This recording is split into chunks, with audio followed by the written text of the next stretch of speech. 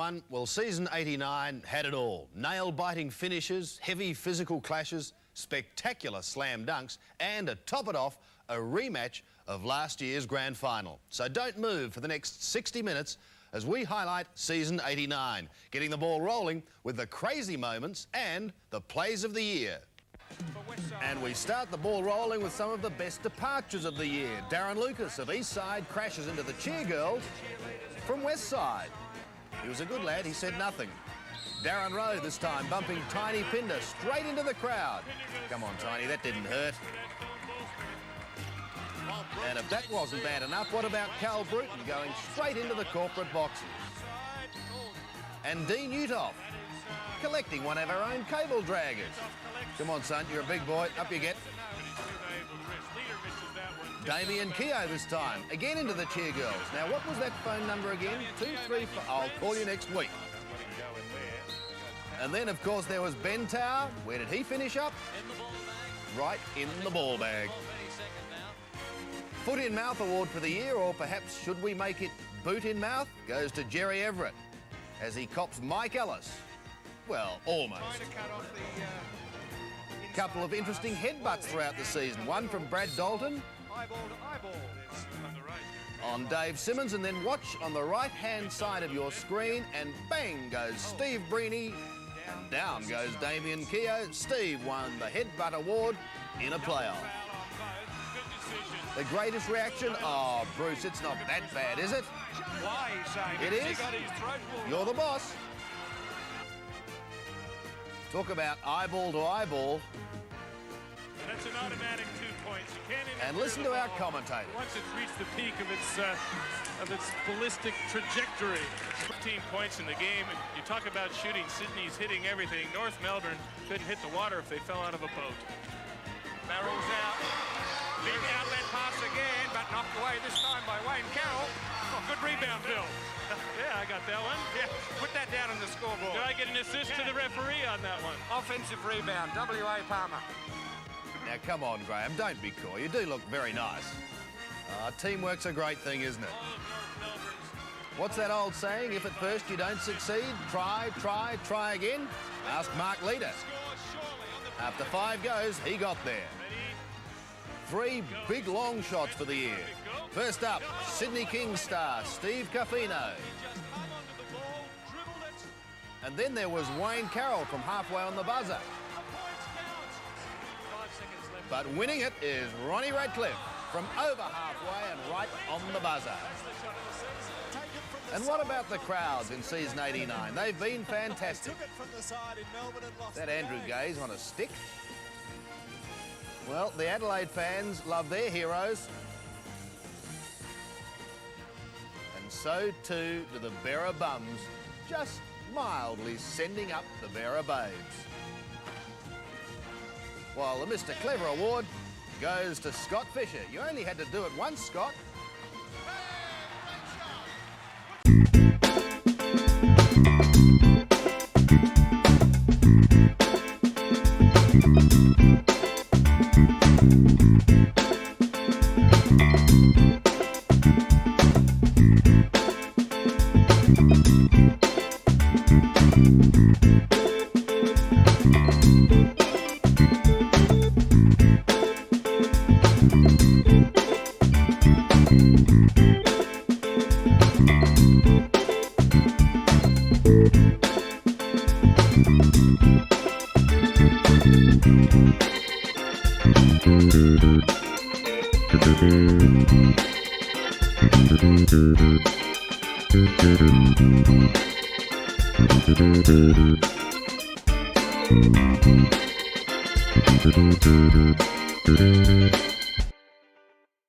We've got action from the NBL Stars game coming up later, but now it's time to take a look at some of the spectacular Mazda slam dunks from season 89.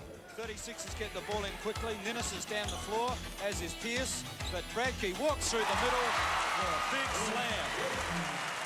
Bruce Bolden, but we've already seen him make 3 turnovers in the game. Here's the take to North Melbourne. Fast break off of a turnover. Tim Dillon slamming home 2. Start of the last quarter, both teams with their starting 5s. Dillon gets the tap, taken by Martin, and stuffs it. give the referee his due. That was a very good call. Keogh, oh, nice pass back to Morrissey. Huge slam dunk. Wow. That'll go into the Mazda Slam of the year. That was a great dunk from a long way out. Giddings on the fast break has heel at the shoot. Yes, the slam dunk. All right, Greg Giddings. That could be what we need for the Bullets to start coming back. Per game. I can promise you that Al Green and Jerry Everett aren't the best of friends. That is a sensational slam from Jerry Everett for his 4th point. Gee whiz, what a beauty. 3 on 2. Good pass. Wham! And that is a big slam dunk from Dave Colbert. Look at the power and the glory. It's Crawford. And that one legal. It's still on the way up. Not allowed to touch that ball on the way down. And what a way to finish a block shot. Slam dunk at the other end of the court. That's what we're talking about. The Alabama Slammer. There's another one that'll go down in the Mazda Slam Dunk competition. Misses one again. That's because of Sengstock. He's working really hard on the big Alabama Slammer. But he can't stop. Oh my goodness, and then he back the back door. I think James Crawford wanted to get those 2 points. That's a fantastic dunk. Right over top of Winston Crichton.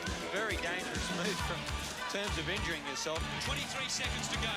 Emery Atkinson driving. And a spectacular slam. Emery Atkinson driving. And a spectacular slam. Away comes Bruton. There was fast and furious in there. Shot time. And they all love it. Let's have a look at this. Crawford up above, looking down and throwing through. Little Paul Hodgson. Here's the dunk. Here comes the jam. Oh, reverse slam. Here's the Mazda Slam. That could be the Mazda Slam. What a beauty. I've been watching them all year as part of our NBL wrap. That comes unstuck. Here goes Gaze. Has Ninnis to beat. Oh, Simmons. Sensational slam. The ball just came off hands. Wasn't meant to be a pass. Have a look at this. Side of the key and putting a little bit of pressure on the fence in those close areas. Oh, great play by the Geelong Supercats. Hill with the pass. Rowe and then on to Griffin. Let's have a look at that again. Yeah, Shane Hill, big long pass. Ball back to Mark Griffin, who's following up, and he can really jump. The top 6 Mazda Slam Dunks are coming up later. But now we take you to the elimination final between the Adelaide 36ers and the Perth Wildcats. You may remember the 36ers blitzed the Wildcats by some 39 points last time they met at Apollo Stadium. But this time, it would be a different story, with the game going right down to the wire. Phillips not able to put the shot away. Well, then if they lose this game, they could almost blame their foul shooting. It hasn't been strong at all. Not strong at all. 116 plays 113. The Wildcats can draw level with this basket if it's a 3-pointer. Bruton has the ball. Any number of players can put it up. 36 and only managed 8 from 18 now from the foul line at 44%. Pinder, 2. 1 point the difference. 116 plays 115. So the Wildcats come back again. So has Adelaide's roll finished? Can they maintain it? Can the Wildcats come back twice in this game? With Green guarded by Bruton.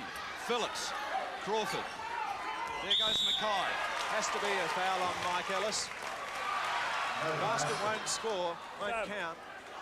John Casey substitution. Darryl Pearce, another threat from the perimeter, checks in, and Peter Allier has done a good defensive effort, checks out.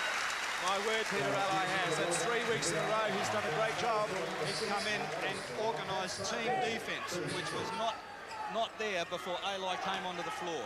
Most important, the Sixers, that they score on this play. Otherwise, Perth with the next one, if they score, they'll be in front.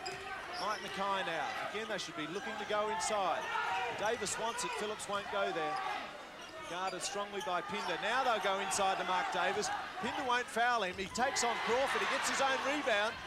Can't make the shot. Phillips. Orlando Phillips rolling over the finger. 2 points. So again, the Sixers out to 3-point leaders. Well, no one can worry about picking up their 5th foul now. There's 2 minutes and 15 seconds remaining. There goes Crawford. Foul is on Mark Davis, and he's out of the ball game. I would have called a travel on James Crawford. That was 33 for a hold on the low.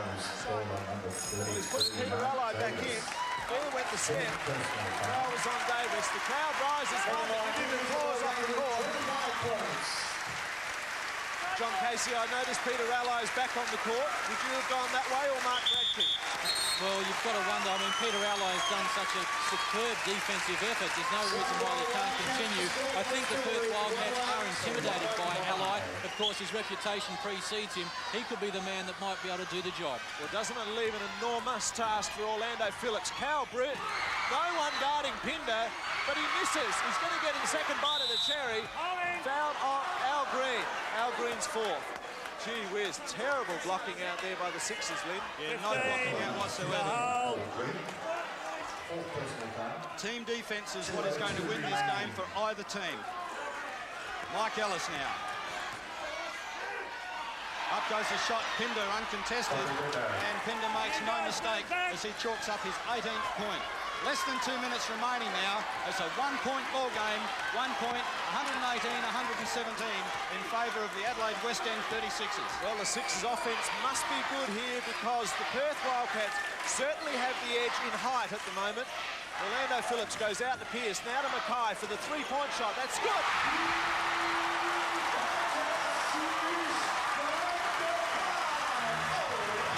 And that's the way to move the ball in offence. Make the defence commit, make a couple of passes. Trevor Torrance, Mike Ellis outside the three-point line. Great basket, Mike Ellis. Mike Ellis comes back under pressure as well, and no mistake. And Mike Ellis does it so many times too in the clutch. 121-120. Again, the pressure on Adelaide. Must score every time down the court. 1:05 to play.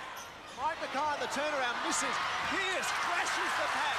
Puts it up for three. Misses. Here go the Wildcats. Bruton's running. Has Pinder. Bruton goes himself. Crashes through Mackay. Charging foul. Points out. Perth are in front. Great defence from Mike Mackay. And he is a sick boy, and so is Cal Bruton. They're both down there together. The charging foul, call number 55 for the Perth Wildcats, Cal Bruton. No fouls to Calvin Bruton. Well, both players still down. Let's have a look at this. A perfect screen set by Mike Mackay getting position very early. Cal went straight through him. I think Mackay's hurt his head. No, he's up. Bruton is up. So both players okay. 50 seconds to go. John Casey, what do you think? Well, that offensive foul really is going to hurt the Perth Wildcats. Bruton is out of the game with 5. And it puts the pressure right back on. The 36ers trail by 1, but they're going to go to the line for 1-1. Their foul shooting tonight has been horrendous, but maybe when it counts, they might start hitting it. Well, the Wildcats back in front after the Sixers storm back into this game at three-quarter time. They hit the front by as many as 4. Mike Mackay still not looking the best. Coach Gary Fox. Mike Mackay's only been to the foul line once, and he was successful, 1 from 1. He's made 7 from 16 from the floor. 20 points currently to Mike Mackay. And misses. Ally, rebound. Pearce from outside, no good. Orlando Phillips, Crawford, fabulous rebound. Great rebound from Crawford under a lot of pressure from Phillips. Wildcats can win it here. Play down the shot clock for 30 seconds, be successful, and they've just about got it in the bag. Now, Eric Watterson counting down the shot clock, 14 seconds. We have only 28 seconds to go in this game.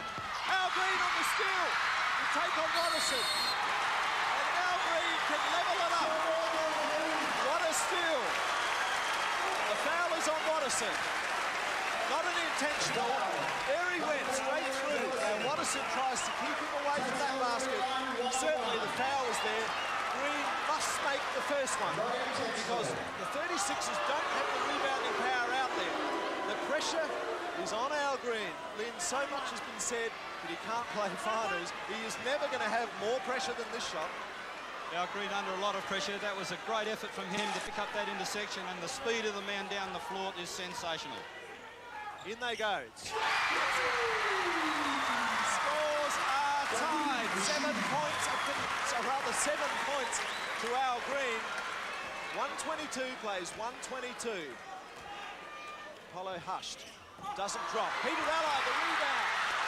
Here comes the last shot. Adelaide will get the last shot in this game. Well, Adelaide have to hold on to the ball now. They don't need to take a shot. There is 12 seconds remaining, 10 seconds remaining. Adelaide I'm not sure that Al Green knows. There it goes. It's a three-pointer. It's missed. Orlando Phillips.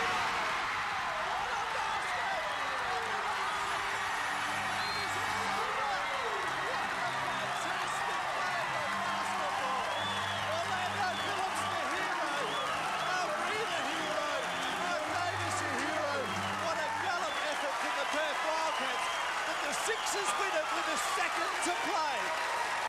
And back at the Glass House with a minute 19 to go. Ray Gordon on the line shooting two shots. Well, he hasn't had a very good offensive game, Ray Gordon, in comparison to his first two games against Sydney. These foul shots are important.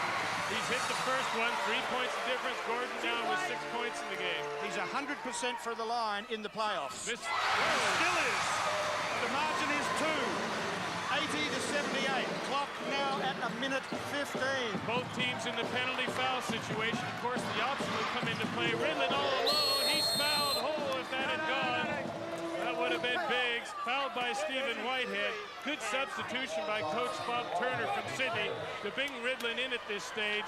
Very, very difficult to guard all game long. He's just made that, and that if he made that shot, that really would have given them a big edge.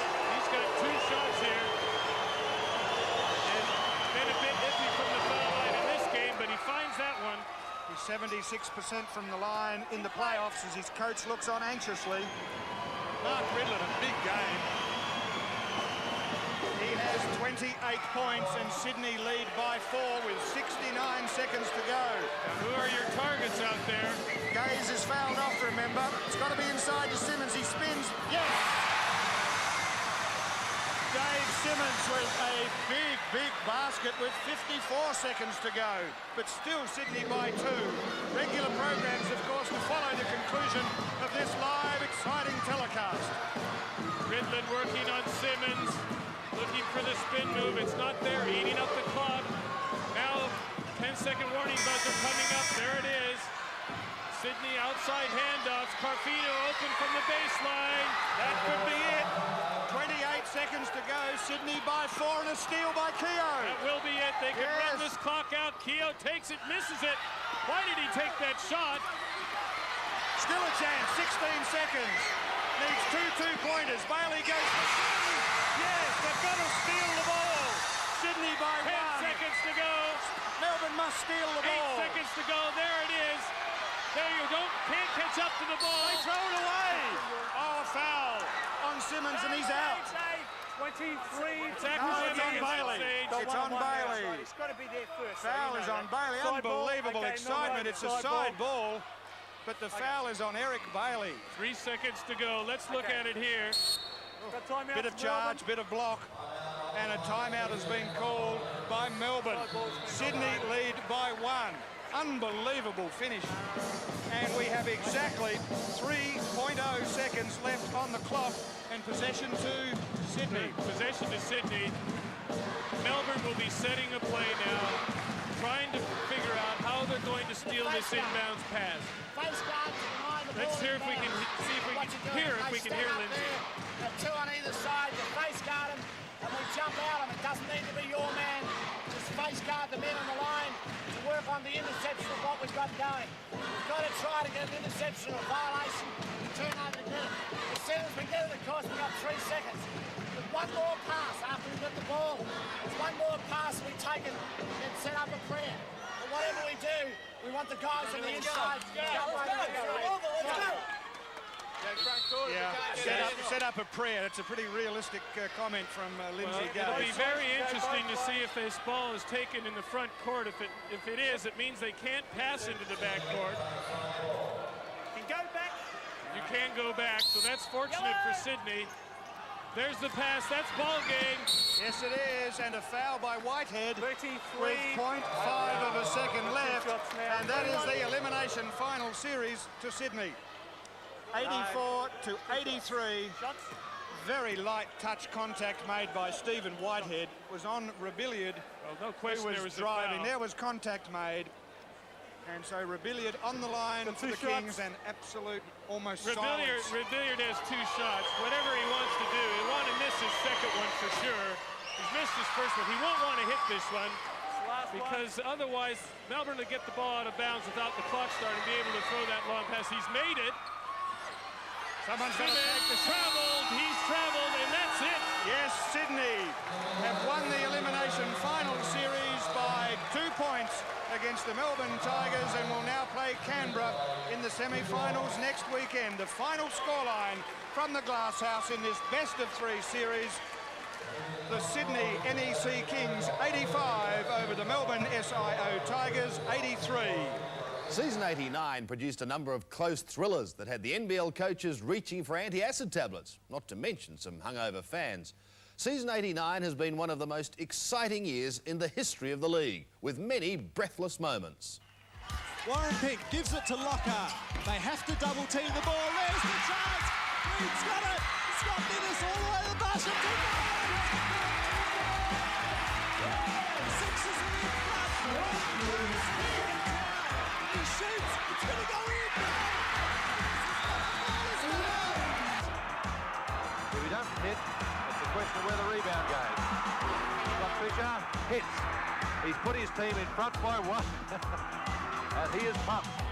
He was on the other end of this situation last night in Wollongong. It was Greg Hubbard who was pumping to him. Well, this time it's Fisher. The second shot misses. The Cannons have got to score it. Who's going to shoot it? Kennedy gets it up there. And in it goes. It counts. It counts. The Cannons. Melbourne does not have to shoot 15 seconds, but they got to get the ball over.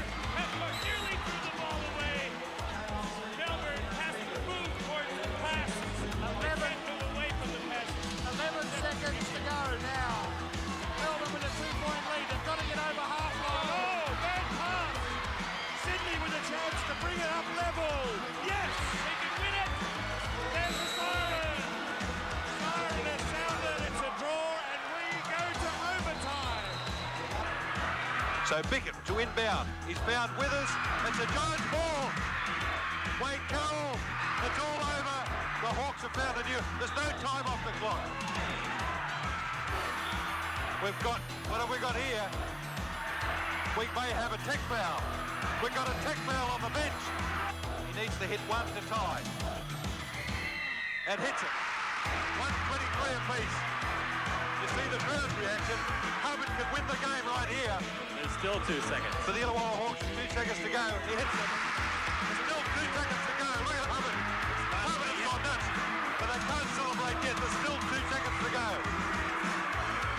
But it's a Hawks ball. The Hawks ball out of bounds on the bench tick. The coach is asking to be sat down.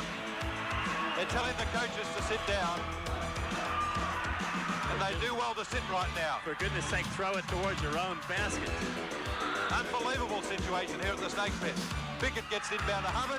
Hubbard holds it up. And the Hawks have won it. The Hawks have won it. Score here at the Snake Pit. 124-123. The Hawks have won their first game of the season. A long way from the basket. The Kings have got to get closer as Keogh drives and scores. The ball does a 360. And the Kings lead by 5. I think they've got it won. There's 10 seconds remaining. As Carroll fires, he can't buy the basket. Graham does. 110 to 107. It's all over. And the Sydney Kings have scored a magnificent victory. Lindsay Gaze looks on. 40 seconds remaining. Adelaide bring it down. Pierce. Melbourne definitely doesn't want to foul now. They must not foul. There's Davis. They're trying to foul. They're guaranteed of getting the ball back, Melbourne. But they've got to play strong defense. Adelaide turn it over. Ray Gordon, 20 seconds on the clock. Melbourne now can work for the last shot. What a finish. Gordon back to Gaze. They clear out the near side. Gaze makes the layup. 8 seconds to go. Crowd going nuts. Adelaide has a chance. Pierce is open. This goes down. It's a game winner. It isn't. He's missed it. Oh, what a finish. Possession now from the side. 23 seconds to play. The shot clock doesn't count. The game clock has 18 seconds left on it. As Brooke takes on Graham. The Wildcats want one shot only. And Brooke has indicated that he's going to take it. He tries to go through Graham. Out to Ellis. 3 seconds to play. Spectacular shot by Mike Ellis. And there's the buzzer. With the final shot of the game. Mike Ellis takes the points for the Wildcats. There's 10 seconds left on the shot clock. 20 on the game clock.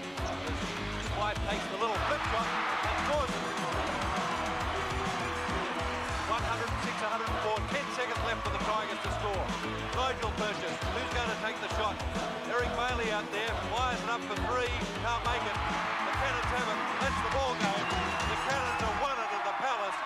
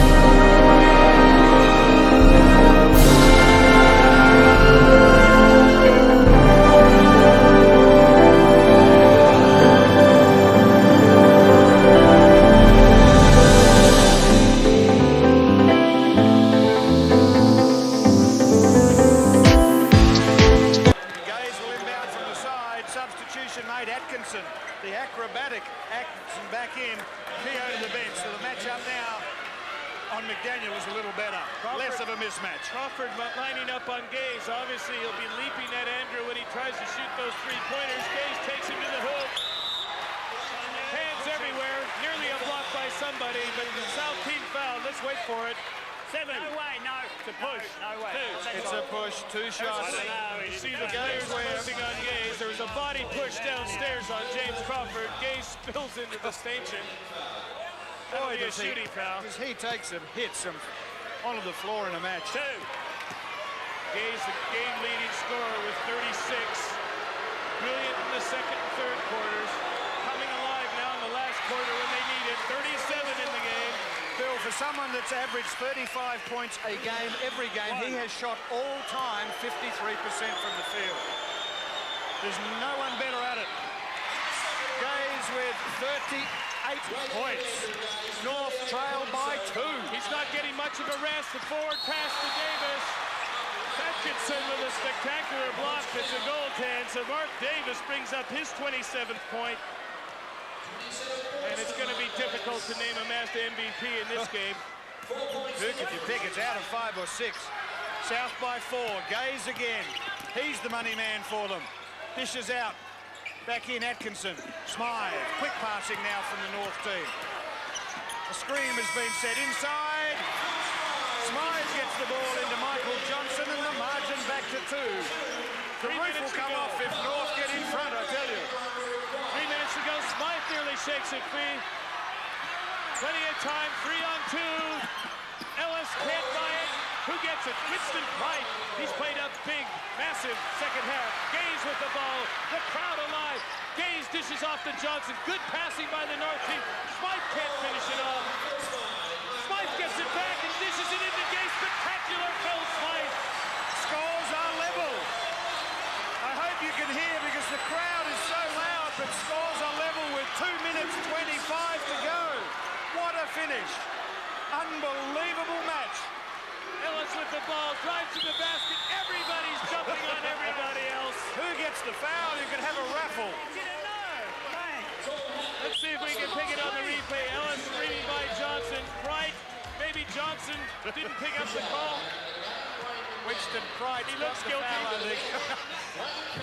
No, it's been called on Michael Johnson. He gets his first personal foul. And Mike Ellis, who was amongst some big timber in there, on the line.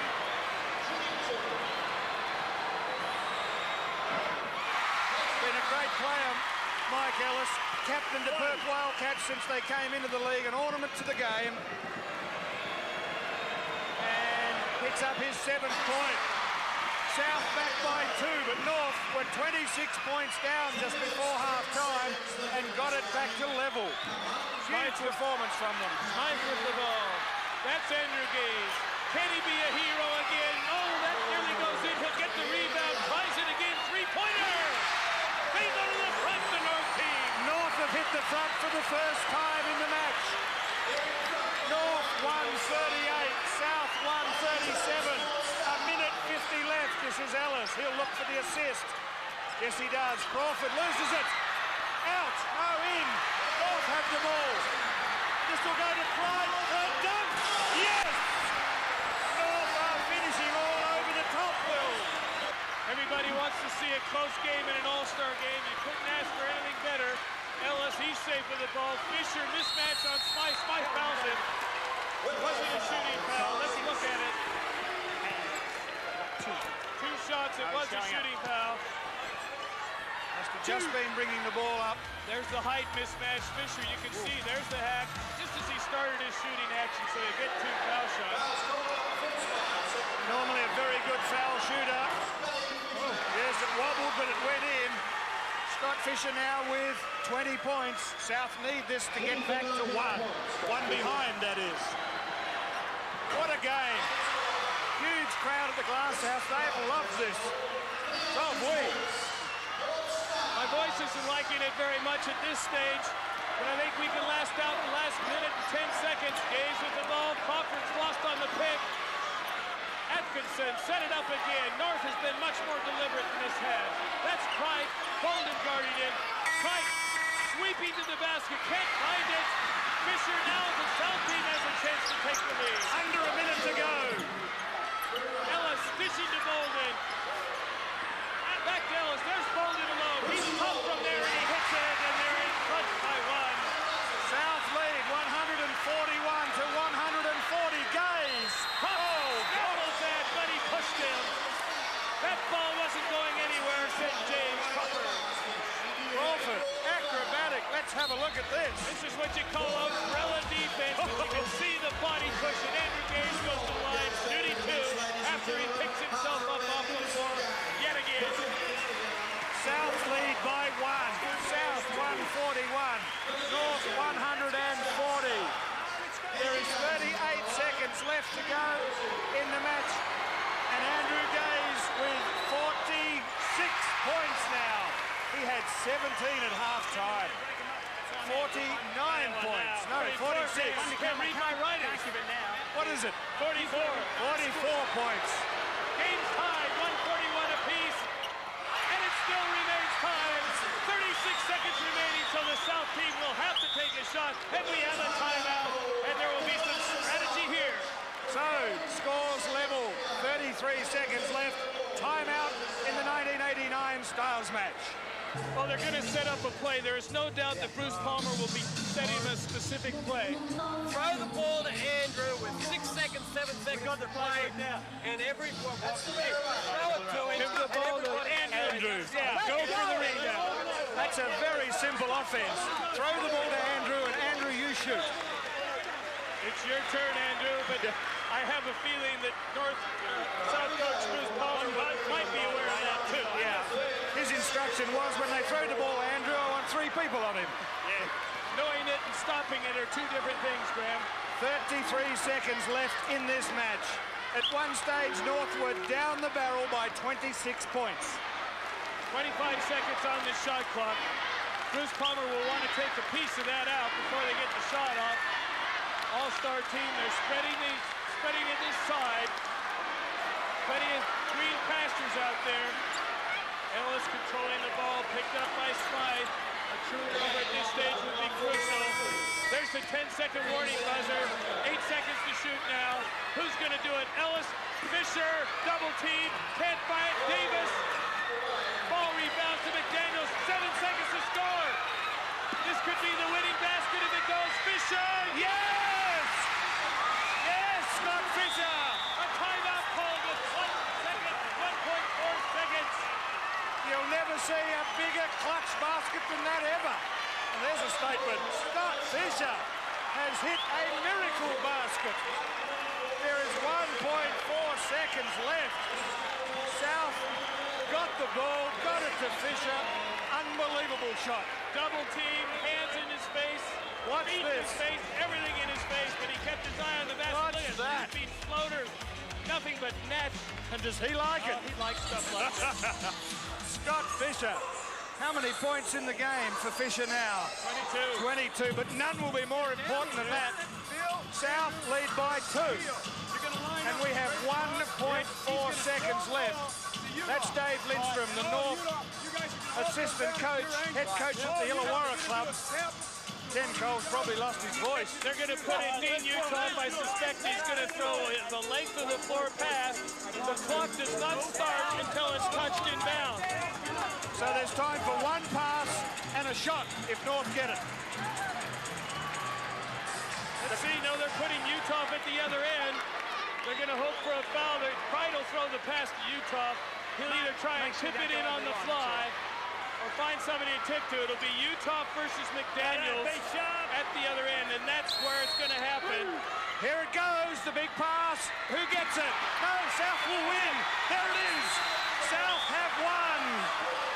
South have won the All-Stars match for 1989 by 2 points. Final scoreline, 143 to 141. Well, the opening night of the semi-finals is certainly one the Perth Wildcats would rather forget, suffering a crushing 21-point defeat at the hands of the North Melbourne Giants. They would enter game 2, though, determined to make amends for their big defeat in the first game, and that, incidentally, was in front of their home crowd. That man there, Tony Pinder, a huge 19 rebounds in this match. There's no question that the change came over to the game when both Pinder and Crawford asserted their authority on the board. Mark Leader now, a quiet scoring game for him. That's only his 5th point. Perth by 4, still by 4. 107 to 103, under 3 minutes left. Perth really wants to get the percentage shots here, milk the lead. They've got every opportunity now to force a dramatic game 3. Dillon nearly bumps Torrance off his spot. No foul call, play on. Ellis probes to the basket, can't find it, ball's loose. Ellis scoops it back in. They got another 30 seconds, the Wildcats, with 2 minutes and 25 seconds remaining to play. They nearly throw it away, but collect themselves again. Time is as much North Melbourne's enemy as anything. Perth will want to run some clock down each time they have offensive possession. Pinder dumps it after a great assist pass from Cal Bruton. Bruton getting down that baseline, open to Pinder. Leader misses it. Corner in there, he won't move. Margin is back to 4. Under 2 minutes to go. Perth 109, North Melbourne 105. The Perth team up on the sidelines, imploring their players to keep the win. Just keep it going a little bit longer as the tiredness and fatigue factor is evident, but the pace in the game has not dissipated at all. Double team on Crawford, sees the ball go to Torrance, who throws up an air ball. Now the Giants to Borna. Leader, Graham for 3. Yes! David Graham ecstatic about it, and it's a 1-point game.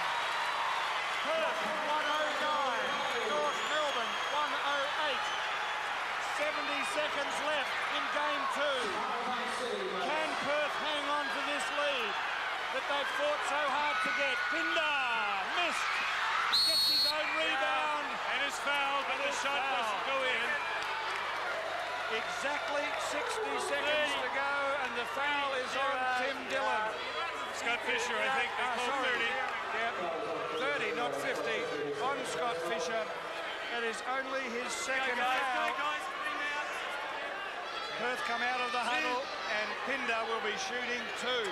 Perth lead by 1, miraculously, after being 19 points down, and a timeout has been called again by the North Melbourne bench. Well, it is miraculous, Graham. What can happen in a minute?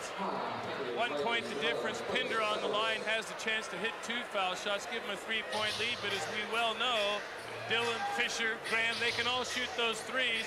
So we probably will see 3 or maybe 4 more shots in this game, and the one that can hit him is going to win. We can have 10 minutes worth of play in this last minute. You see Alan Black addressing his boys in the huddle. What he'll be doing now is setting what they want to do after the foul shot, setting the next play. Don't give the players too much to think about at this stage. Let's see if we can hear what he's saying. We're still going to have 2 possessions of the ball, so we've got to be positive and take it out of the basket, right? James, His mathematics are the same as mine. He reckons he's got 2 possessions. Howard Melbourne has 2. Turnovers are going to be big. Fourth timeout. Lost track of how many timeouts. There've been a few in this last period. At least 4, I think, that I can recall. So 109 to Perth, 108 to North Melbourne, and Tiny Pinder eyeing up the basket from the whole way from the bench. That concentration on the basket. Big foul shots here. This is when you feel that little stiffening coming in your elbow sometimes. This is when you got 7,000 people willing the ball to go out. Pinder says it ain't nothing. No, did it easy. The former Harlem Globetrotter, Kendall Tiny Pinder, on the line for the Wildcats. It's in. They lead by 3. Perth press up. Perth by 3. 55 seconds left. David Graham all the way, but shaking loose and he gets it back. Well, North Melbourne doesn't want to rush this possession. They want to make sure they get a percentage shot. Here it is. Here it is. Still plenty of time that Perth will have to come down and score to deny them an opportunity to get back into the game. That's blocked. Crawford blocks Fisher's three-pointer. 47 seconds remaining to play. 3 points the difference. Perth can milk a great proportion off the clock. There'll be 20-second differential between the shot clock and the game clock. Yes, Bruton not even looking inside at this stage, running some time down. 30 seconds to go in the game. 10 on the shot clock. 10-second warning buzzer. Bruton stops, misses it. 23 seconds. North Melbourne probably needs a 3 at this stage. They do to tie. Who's going to take it? This is David Graham. Out to Carroll. He goes for 3. No. Rebound by Perth. 10 seconds to go. Cal Bruton has it. It's loose. David Graham back behind the line for 3. It's missed. 2 seconds to go. There it is. Perth has won. Perth have won an unbelievable game at the Glass House as the 2 coaches shake hands. And that is unbelievable by the Wildcats. The North Melbourne Giants would move into the grand final after blowing out the Perth Wildcats by a whopping 55 points in Game 3. While on the other side of the semi-finals draw, the result of Game 1 would be overshadowed by the report of Canberra coach Steve Breeney for headbutting Sydney player Damien Keogh in the closing stages of their clash, thus setting the scene for a dramatic Game 2 between the Cannons and the Kings at the Palace in Canberra. So the Kings can take another 30 seconds off the game clock. It's Carfino against Smythe. Smythe will be desperate to steal. But Carfino taunting him with the ball. Ridlin. Those 2 have been absolute stars in this Game 2 of the semi-final. Carfino turning it over, but Simon Cottrell couldn't drag it in. 3-point shot from Mark Ridlin on the 10-second warning buzzer and makes it. 3-point shot coming up from Simon Cottrell and can't make it. That's been the story of the night as Willie Simmons at the other end has the shot blocked and thrown to the floor and called for a jump ball. Well, that's amazing. There seemed to be plenty of body contact there. And Willie Simmons will have to contest a jump ball. It's 96-83. 96-83 with the ball game gone for the Cannons and a big win to the Sydney Kings. What a turnaround. 50 seconds left. The Kings have come back to force this game into a 3-game series. Smythe hits. 2-pointer, I think, just inside the circle. He was fouled on the way. Foul against Tim Morrissey, and Phil Smythe will get the extra shot. The expression on Tim's face looked like he probably didn't touch him either. It's his 4th foul, Tim Morrissey. It's 96-85. 47 seconds left. Smythe off the free throw line for a 3-point play. That gives him 16 points. 5 Cannons in double figures. And a steal on the end line from Willie Simmons and a dunk. 96-88. What a crazy finish. Smythe almost with a steal. In fact, he has got it. Simon Cottrell underneath for another 2. Quick points. 96 points to 90. And Damien Keogh busted into the front court. Back at the other end, it's a foul. It's going to send Tim Morrissey to the free throw line. The foul by Simon Cottrell. 27 seconds left. but a quick 7 points there to the Cannons. The three-point play from Smythe and the two quick twos gave them some hope, but back at the other end. And we've got time out here at the Palace. It's 96 points to 90.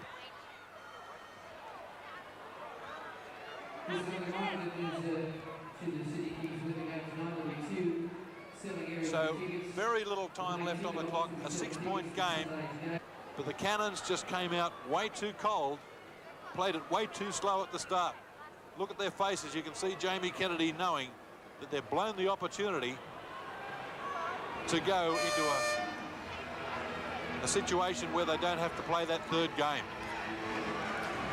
Well, this league this year has been probably the most evenly contested competition of all time, and the way both series appear to be going into third game, that's just proof positive that it is that even this year. 27 seconds left on the clock. 96 points to 90 with Tim Morrissey at the line.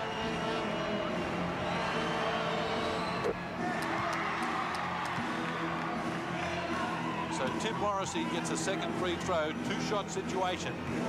97 points to 90 to put this game just a bit further away from the Cannons, and that's 98-90.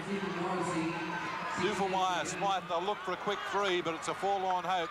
Smythe hurling it up there, can't make it. Willie Simmons grabbing all the big boards when it's all over and hits another two. Simmons with his 16th point.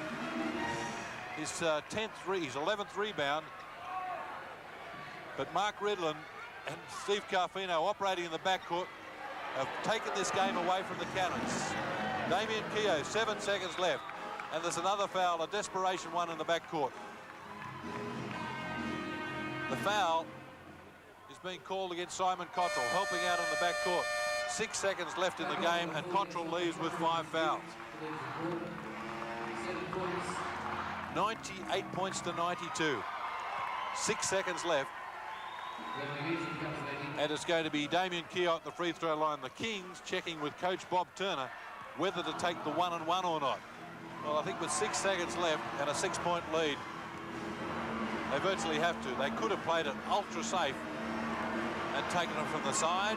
But Damien Keogh turns out to be exactly the right decision, hitting off the free throw line to make it a 7-point game, 99-92.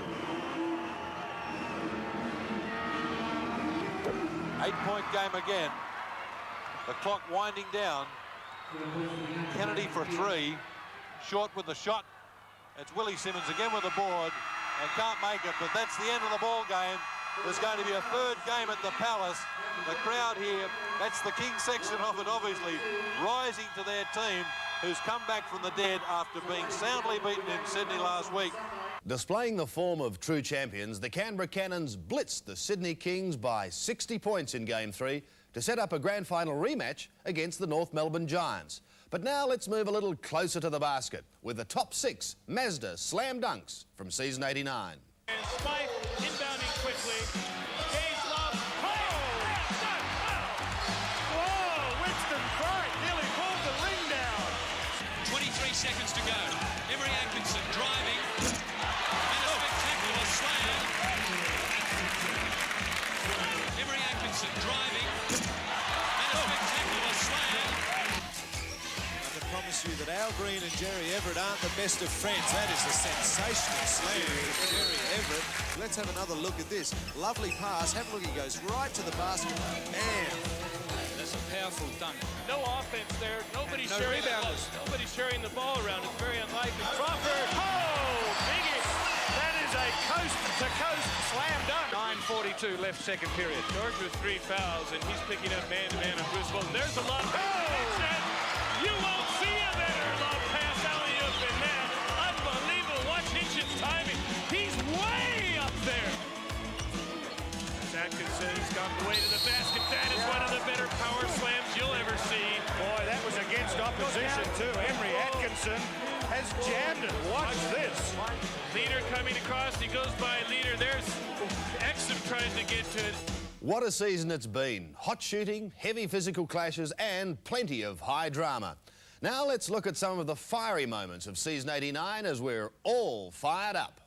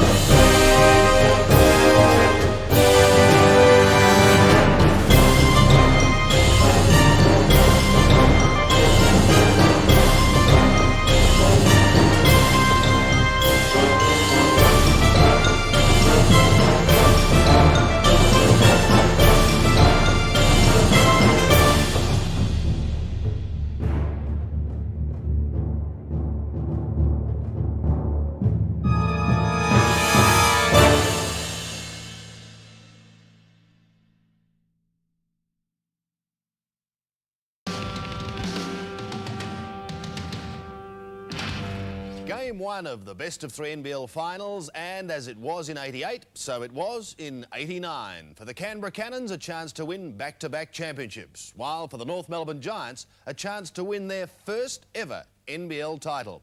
The Giants seek revenge at the Palace as we join the closing stages of Game 1. Canberra's defense quickly converting. It's often you'll see a press originate after the team scores because they have that moment to set themselves, but they lost the ball on a rebound that time and quickly rotated into that Don't tell me this is going to be another one of these last shot of the game finishes that these two teams are becoming renowned for.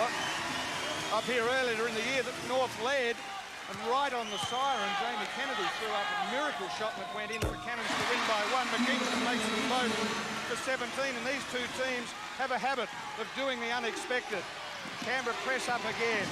Bringing their two big fellas, the bowlers bringing up the ball for him that time. The guards are at the other end, trying to take Smythe out of the play, and Dufemar, who are both tremendous ball hawks.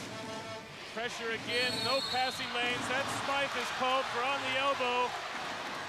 Signaled clearly by Bill Mildenhall. That was a let-off for the Giants because they've really been rocked back on their heels by this aggressive Canberra defense. Arm went straight in and straight back out. Yep.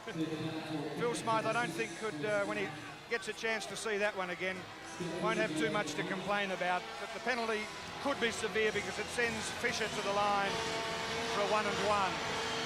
And he's a great foul shooter, especially in tight situations, and with 1:50 to go in Game 1 for Grand Final Series, it's not going to get much tighter than this. Giants by 7, 107 to 100. But the Cannons are right in this as well. Dufemar 3, rebound Dillon. Again, there's the press up. This time they can shake it loose. Oh, flicked away by Fisher, and Cannons get it back. Dufemar at the other end, underneath the pass from Smeltzer. And they convert a turnover into 2 baskets, and they press again, and North in trouble getting the ball into offense. Fisher down to Dillon. They called for a travel, but it wasn't there. Fisher with North the ball. got the shakes a bit here with 1:19 to go. 107 to 102, North by 5. They're letting Canberra press up because they aren't attacking the basket. That's the way they want to do it, North Melbourne. They've got to keep attacking the basket as Exum hits 2. A minute to go in Game 1. Dufemar, baseline, tapped in. Tempted tap in, and I think Cottrell's got it. 109 to 104 as they press again, and North have got 10 seconds to get it over. Someone's loose, Mark Wright, under the basket. Gives it back to Exum, he should have shot. They lose it, and Canberra have got a chance to get closer. Smythe for 3, misses. Cottrell gets the rebound. Unbelievable finish here. 40 seconds. 40 seconds in the match. The shot is missed again, and a rebound by North Melbourne. Mark Wright making up for his mistake at the other end. Quickly gets it over half court. Fouled by Dufemar in an unbelievable finish here at the Palace in Canberra. Timeout? No timeout. Bruce Palmer, yes, he's calling his players to the bench now. The scoreline 109 to 104. The Giants lead by 5. Oh, Bill, the unbelievable pressure from Canberra. North really have got the shakes a couple of times down the court, but fantastic pressure from the Cannons. Well, they've asked their big fellas to bring the ball up the court, which is fine in theory, I suppose, but the guards from the Cannons have been leaving their guards and pressuring the big men. They're all over the court. North Melbourne has gone very negatively. They're just trying to keep control of the ball, and you have to punish them because what that allows the Cannons to do is to put 2 and 3 men on the ball all the time. Eventually, you're going to spear it loose. Well, plus their guards are playing at the top of the key, so if they do shake it loose, they're pretty quick to get down to the other end. So let's check the time left in this match. There's 5 seconds left on the timeout, and then we'll check to see how much match time is left. Exactly 30 seconds. The Giants trying to win this Game 1. They lead by 5. What a fantastic finals game. This has had everything. But fast breaks. Everything but fast breaks. Somebody threw up a wall and said nobody's going to run here. Side ball to North Melbourne, and again this all-court press by Canberra, which has been so successful for them. And they can bring it into either side of the court, and they bring it into the backcourt. That's a good move. Pressure remaining, 26 seconds remaining to play. Smythe flicks it back. Brilliant. Fisher gets it at the other end. It's loose. Yes, North Melbourne come up through Fisher. checking the clock. 15 seconds to go. This is Carroll in underneath. Big slam dunk attempt by Tim Dillon. Fouled by Phil Smythe, who goes to him and says sorry. And that will be a shooting foul and probably the end for Canberra. That was a tough foul, whatever it was. We were ducking for cover. Smythe with the foul, and Cottrell with the big block after that took out Dillon, but it was Smythe called with the first foul. There's 11.5 seconds left, and now Bruce Palmer has called another timeout. Let's check the score. Got to stand up to see over the people. It's 109 to 104. The Giants by 5. And when play restarts, there is 11.5 seconds left. Let's just look at a summary of this game. At quarter time, the Giants led by 2. Big second quarter by Canberra. They led by 7. They also led by 4 at three-quarter time, but it's been all North in this last period. They got out to lead by 9. They now lead by 5. The Cannons are back on the court. Here come the Giants to join them, and Tim Dillon will go to the line and shoot 2. For Phil Smythe, that was his 3rd personal foul.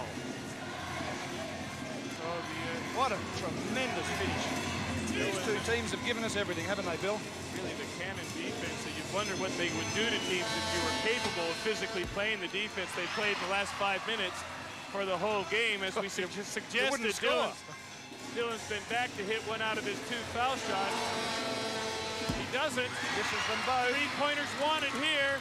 There's 6 seconds left now. Who's going to take it? Cottrell for 3. Missed. Foul in underneath, and I think the foul's on Mark Wright. Yes. Got to stand up here because we're right next to the Canberra bench, and every time there's any activity, they stand. Foul on Mark Wright.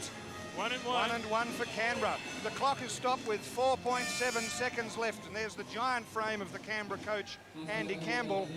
Well, what they have to count on now is making those 2 foul shots, stealing the inbounds pass, and they've got to rotate somebody out to the 3-point line because the 2-pointer won't do it for them. 109 to 104 and 4.7 seconds left.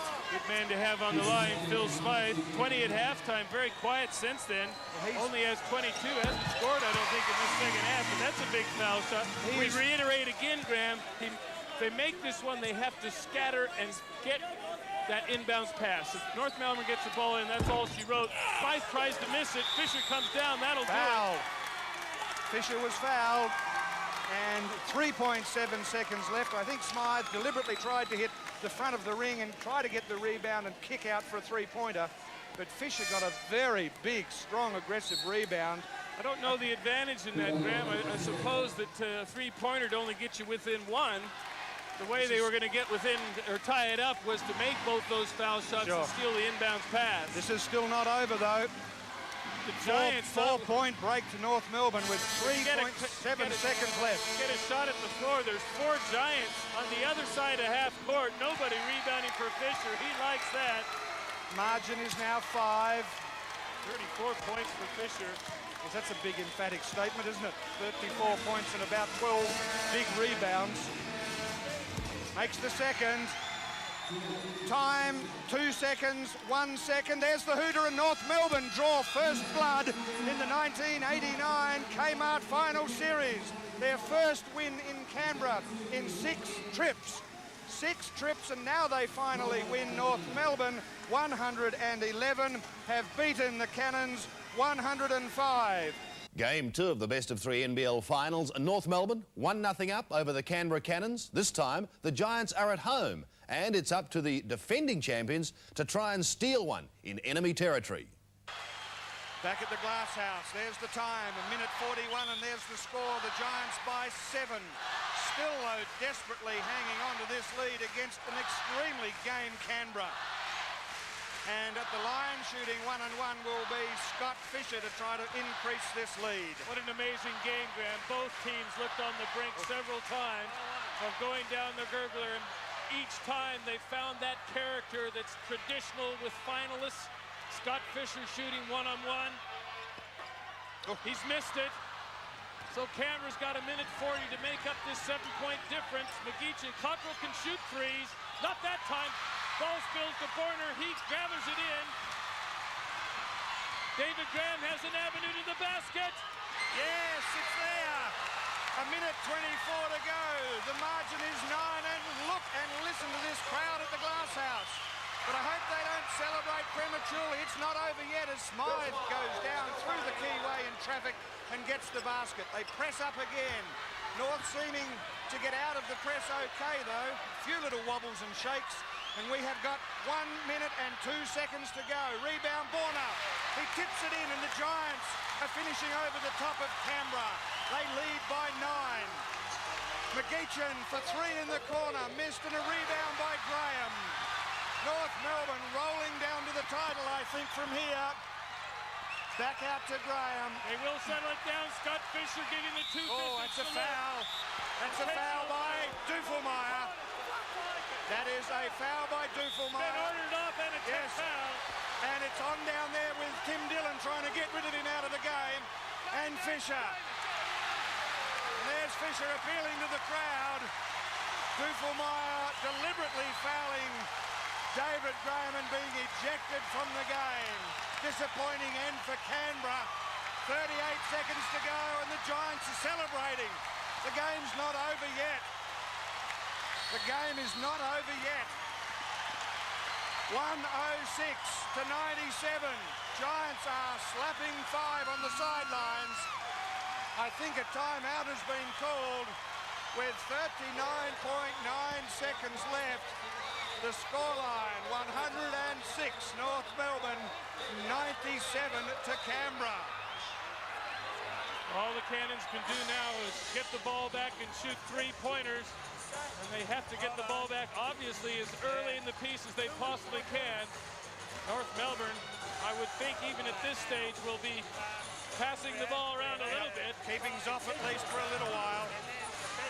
The margin is 9 points. This time last year, Canberra in the final game beat the Giants by 7. Canberra looking for their 4th championship. North Melbourne just a few seconds away, I think, from their first ever. And if it does, the championship will return to Victoria for the first time since 1980, when it was won by St Kilda. So the dancing girls off, the players back on, and it's a side ball to North Melbourne. Well, an intentional foul was called, which is 2-shot possession. The technical foul was in the same play phase, so they'll just get the 2 shots and the ball back. David Graham with 15 in the game. Make that 16 and make the margin now 10. Graham misses the second. So as in last year with a technical foul in the closing stages, sensations here again at the Glass House. North Melbourne can throw the ball in the back court or the front court. Cottrell trying to chase down Fisher. He gives it up. Smythe and McGeechan have been brilliant defensively. They are not giving it away. 28 seconds to go. Leader dishes to Border, who slams it! And there it is. I'd say that's it. 20 seconds to go. North are celebrating. Look at their bench. An alley-oop pass from Smythe is cut off. North Melbourne have possession, and this will be the last play. Borna has it again. Shoots off the backboard, and North Melbourne are in front by 14 points. And 3 seconds to go. 2, 1, and North Melbourne have won the championship. North Melbourne have won the championship for the first time ever. Listen to the crowd.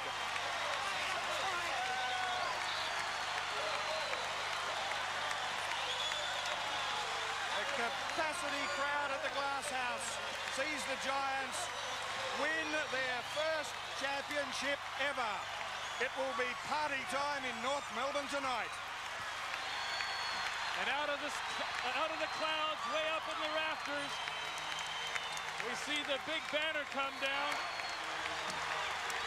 And it says the Glass House congratulates Giants, NBL 89 champions. Lovely to see both teams after a fiercely contested game, shaking hands. Canberra congratulating North Melbourne. The shoe is on the other foot, of course, last year.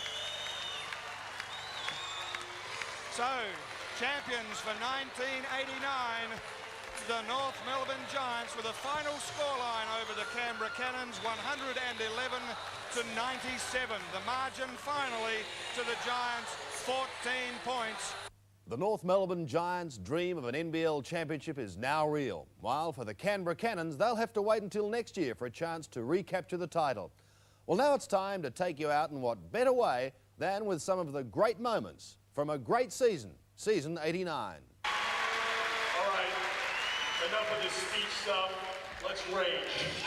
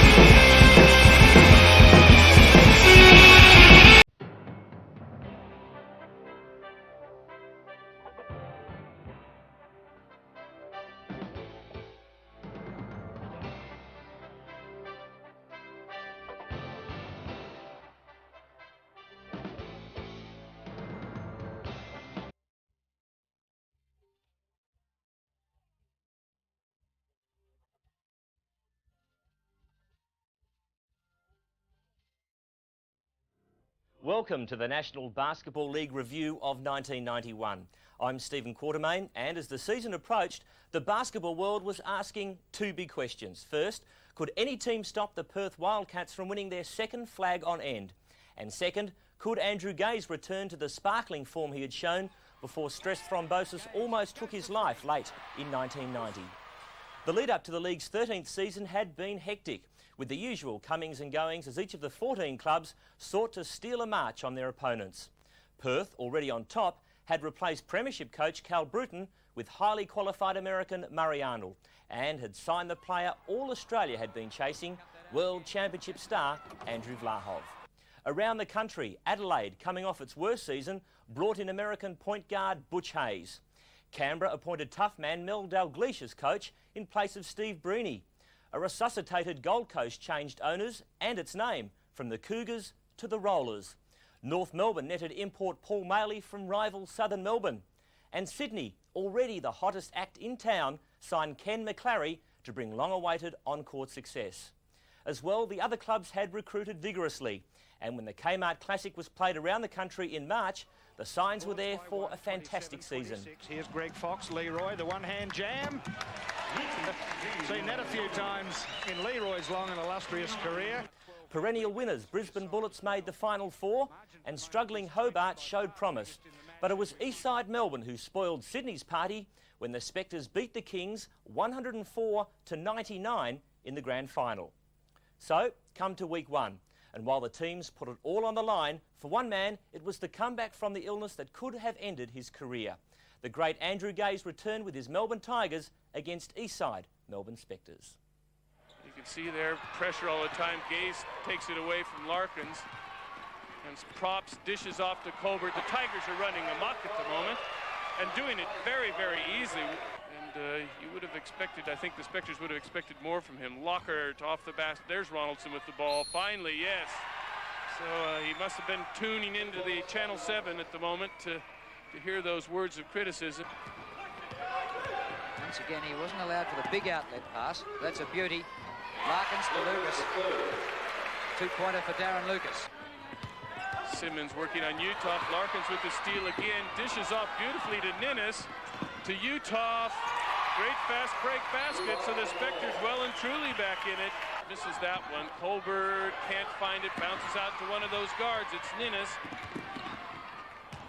Cross-court pass to Bolden. Excellent vision by Scott Ninnis. Bolden, a great pass into Ninnis. Bobbles around, won't go in for him. Colbert back in defence. Oh, clean possession taken by Lucas and then slapped away by Colbert. Will be a Specters ball. Well played, Darren Lucas. It promised to be a clinker. For most of the day, it's looked pretty one-sided. But here's little Larkins again with a steal. Lays up the two, and the margin is 2 points. Just injecting that something different, that different look. Gaze this time by Lucas. Great drive. 22 points to Gaze. He's tested it out too. Colbert. There's another offensive rebound to the Tigers. They are murdering the Specters at that end. Quickly, but he only gets back 2/3 of it. Oh, length of the court pass. Slam dunk by Dave Simmons. Start of his season is one he'd rather forget. Oh, a steal by Larkins who goes all the way unattended and makes the two. Down, you get 30 seconds, of course, from the time we first take possession of the ball. Lockhart gets it there. Defense back. Giddy holds his ground. Wiped the score, so it's tit for tat. Hey, Bill Simmons is a New Yorker, but he wouldn't get mugged in the subway, would he? I hear it happens. Three-pointer, first one for the game for the Specters. Just over a minute left. Perry. Oh, Gaze takes it straight out of his hand. Frustration foul by Darren Perry. Larkins is a three-point chance, but not one Spectre has thrown a three-pointer. Purchase a bowling shot to the other end of the court. And a huge win.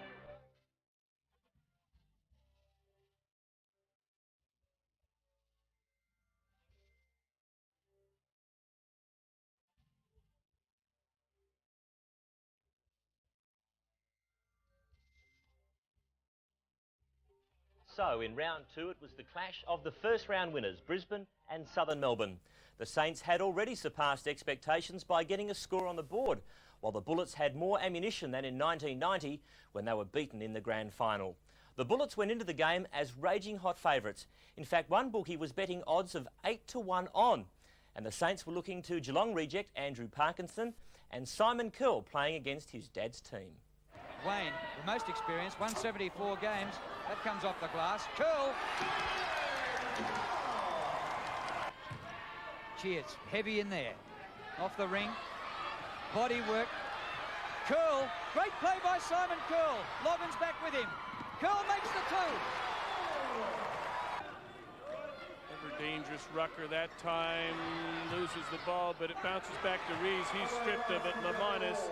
It's 4-on-3. There should be an open man somewhere. Curl stops and props. Literally. Lamanis has looked pretty impressive, making a comeback to the NBL. It was only 9 when Payne left the court injured. Off to hospital. Core, what a shot. What a time to hit your first 2 points. Dickinson into the game. Works on Curl. Cut off along the baseline. There's the steal to Lamanis. Brilliantly done. And the Saints really are having great difficulty in doing too much wrong in this game. He's been impressive, Lamanis. Very cool customer. Core weaves his way through. Parkinson split the game wide open with 18 points in the first quarter. Oh, he goes for 3 from a long way out. Unbelievable. Long ball chopped off by Loggins. Can the Bullets get back into this? 6:42 left in the game. Sibley. Well, that's 2 successive scores from their trips to this end of the court. The turnovers here are 21-14. Core, he's had a big last quarter. Parkinson, he's going as well now as he did in the first quarter. Rees, as all night long, that ball comes in, collapsing defense. Loggins nails a three-pointer. Good. Interception here by Rucker. He's got help from Loggins. Loggins gets the 2. 120-98. Everybody that the Saints have put on have proved to have given them value, and you couldn't imagine them doing any other way. Gee, Andrew Parkinson. Saints by 31 points. We have 50 seconds remaining. Another turnover. Horton. Beautiful. Adams again. He's fouled by Fox. 4 seconds to go. The margin is 31 points. The countdown comes from the crowd. What a victory for the Southern Melbourne Saints. 133.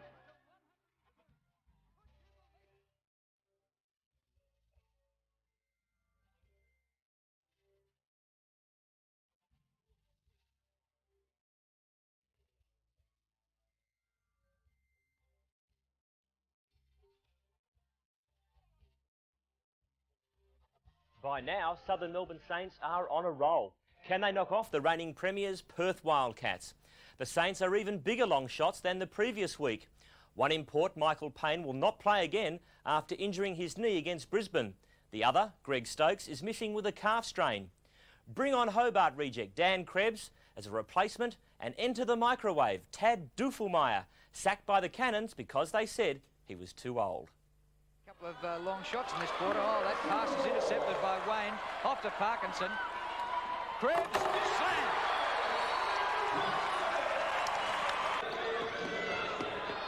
Grace. Hanson.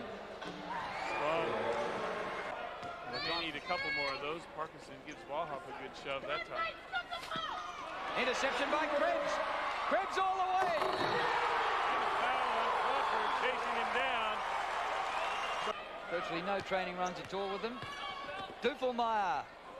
Oh. Talk about a fallback jack shot. Bounces off high. Lamanis. He's got Duffelmeyer left. Here's Tad. Searching for the right combination. Parkinson threw that one away. Hanson came up with it. Grace, a bounce ball to Hanson, and a beautiful play by the Wildcats. Duffelmeyer still looks a bit proppy on those heavily bandaged or guarded knees. But Close gets it out to Grace. Well, it was a big finish by the Wildcats. Defensive intensity by the Wildcats, a lot higher than Brisbane was last week. Crawford again in that close range. You can't get any closer range than that. Breakdown of the defense. Great stuff to Watterson. A score. Oh, well played by Wayne. Off to Krebs. He's got curl left. Saints have it, trailing by a point. 4:35 remaining in the game. Krebs. Puts them in front.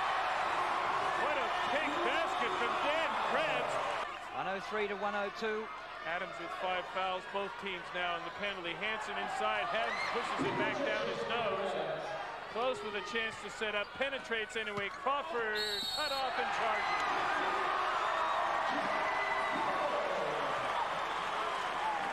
That would have been more than handy. He was just behind the three-point line, I think. Instead, Hanson inside. Yes, so the Wildcats take the lead. 106-105. Parkinson keeps it in. Duffelmeyer. The Saints have got it. Last year's champions have been rolled by the Wooden Spooners. What a turnaround this team of spare parts has made. All credit to Gary Fox, the coach.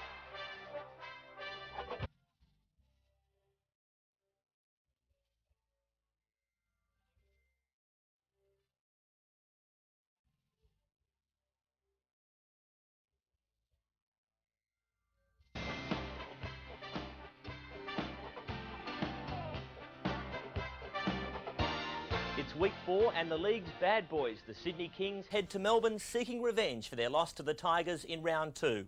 The Kings have brought in another new import, the multi-talented Dwayne McLean, to replace injured favourite Steve Carfino. Off to Mark Dalton, and now Keogh. Well, that's not going to help Simmons' confidence much. McLean, if he can remain foul-free for the second half, he can be a factor. Gaze. McLean. Whitehead going with him. Morrissey did well to gather that. It was a lightning pass. They've lost it. Gordon for the Tigers. He has Gaze. Gaze. He's guarding Ray Gordon at the moment, with Morrissey picking up the job on Whitehead. And Keogh, as he has, staying on Gaze. Gaze lobs it in. Lovely play, well designed. Gaze faking the shot, ends up being an alley-oop pass, well timed. Watch Simmons coming in from out left of your picture. And the margin is 6 points in favour of Melbourne. Gaze. Well, the last time he gave it, that time he was on the end of it. Dalton to his brother Mark. Simmons gets a hold of that and taps it out to Gordon. One-on-one in the full court. Gaze stopped behind the three-point line and buries it. Colbert finds Gaze. Simmons had followed up over his shoulder. Gordon's shot is blocked, and away comes McLean. Wrestle for it at ground level. Oh, Gordon behind the back, McLean. Now he's got some space. He's got help McCleary. Top hook shot. Neither is Mark Gaze, so the Tigers have only used 8. Andrew Gaze. That was from the other bank of the Yarra. Dalton. Rebellion. McLean. And eventually McCleary. Two-hander and stuffed it. Next top scorer is McCleary with 23 and Colbert with 23. McLean and Mark Dalton still both out there. Oh, McCleary. Another slam. Colbert tries to steal that pass. Dalton dishes McCleary. Oh, gee. Man's got a bit of power about him. It really takes it out of you. The running's enough, but when every play there's physical contact. Gordon inside, dishes to Simmons. Good play by Ray Gordon. And Simmons finds that long search for basket. Lenardon with a hook shot, misses it. Mark Gaze pinching the ball. 2 seconds, he forces a three-pointer on the buzzer.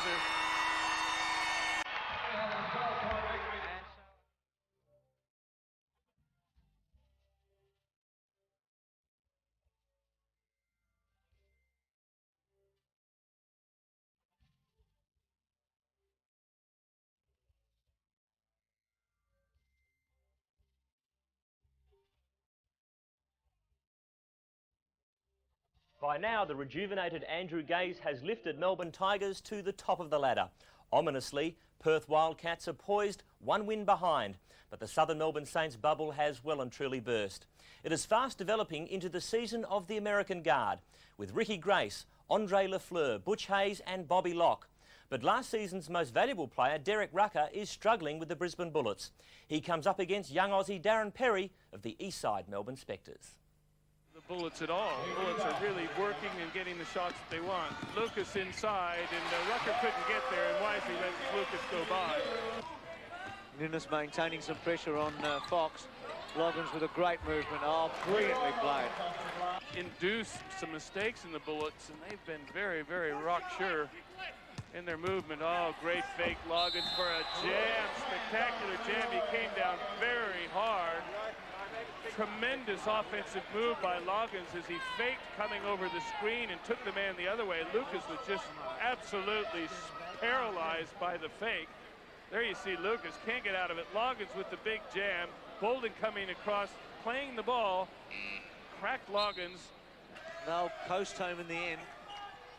Moore and Rucker. Oh, he's a wonderful player, isn't he? Has so much influence and able to stretch it out to 16 points. Well, robbed lockout then by Loggins, and this is a certainty. Slam dunks it. Loggins, Rucker for 3 points. Bolden charges. Utah, that's better off the boards. Now Perry is just the spark we were looking at. Perry for 2, up to 70, 16-point game. Another loose ball. Moore throws himself at it. 2-on-1 situation. Lockhart with a 15-footer and a foul off the ball. And we'll see another foul shot here under the new interpretation. New rule, as we've said before, 16 fouls, 6 personal fouls this year. Larkins with a 3. So generating a little bit of interest. Wouldn't it be lovely to have a few players that can do that? Utah nearly brings down the basket. It was all sound and fury. 41 points. Oh, good play by Loggins and Rucker. Moore with a three-pointer. He wouldn't try many of them either. And there is typical of what I'm talking about. Loose ball. Bullets get it. Moore. Well, what a way to finish for Moore. 44 points he's ended up with. And it's been a romp for the Bullets. They've won both their games away from...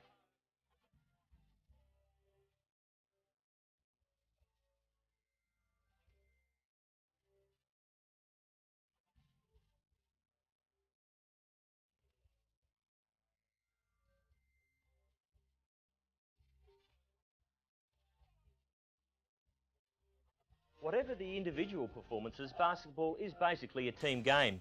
This is never more so evident than in the Week 6 clash between a champion team, North Melbourne, coming up against a team with a champion, the Melbourne Tigers. And that man again, Andrew Gaze. Don't have to be too gentle. Gaze gets open that time, goes to the hoop, and then somehow forces the ball up through 2 pairs of hands. Colbert missed that first one. Here's Leader. And Colbert's out of it. That's the end for Big Dave Colbert. That was always the risk of having to play it. Clark coming down. I've got to say, that was a foul. Well, was it tactics or not? We heard in the opener, Bruce Palmer saying the Tigers were the best team in the NBL. We're giving them a hiding. Well, Gaze gets a big 3. Giants rebounding everything. Del Zoppo, high ball to Borna. Exum in, oh, Leader. What a pass by Exum. He had his foot, while he was making those fakes, he also had his foot below the foul line in the lane for over 3 seconds. Whitehead, he can hit threes and does that time. And the rotation was there to clean up. Another 3 from Whitehead would be nice, but he goes inside to score, so he might get 3 the hard way. Fisher called with that foul. Into the lineup for the Giants. Whitehead. He's lost control. Leader comes up with it. Maley, he's got Borna. Borna.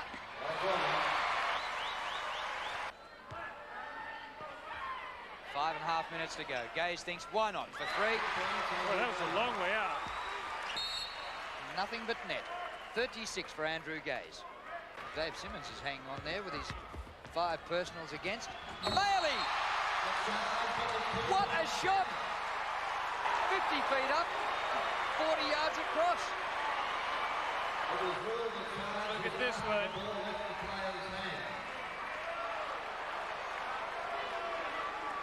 Leader. Good slick. Maley comes up with it though. He loves going off the glass. That was all an elaborate fake, I think. Gaze out in the open court. 3 white shirts chasing. How did he get through there? And he gets the foul. Hit 1, pearl 2 or something as he let one player go by him and cut in front of the other and got his way to the basket. Well, the home team's playing We Will Rock You, but it was the home team that was rocked. Bailey with another dunked-in tractor. Paul Maley, what an acquisition for the Giants. Purchaser's shot doesn't go. Exum, and there it is. A big win. Eventually it was only 16 points, but the Giants have really floored the Tigers here.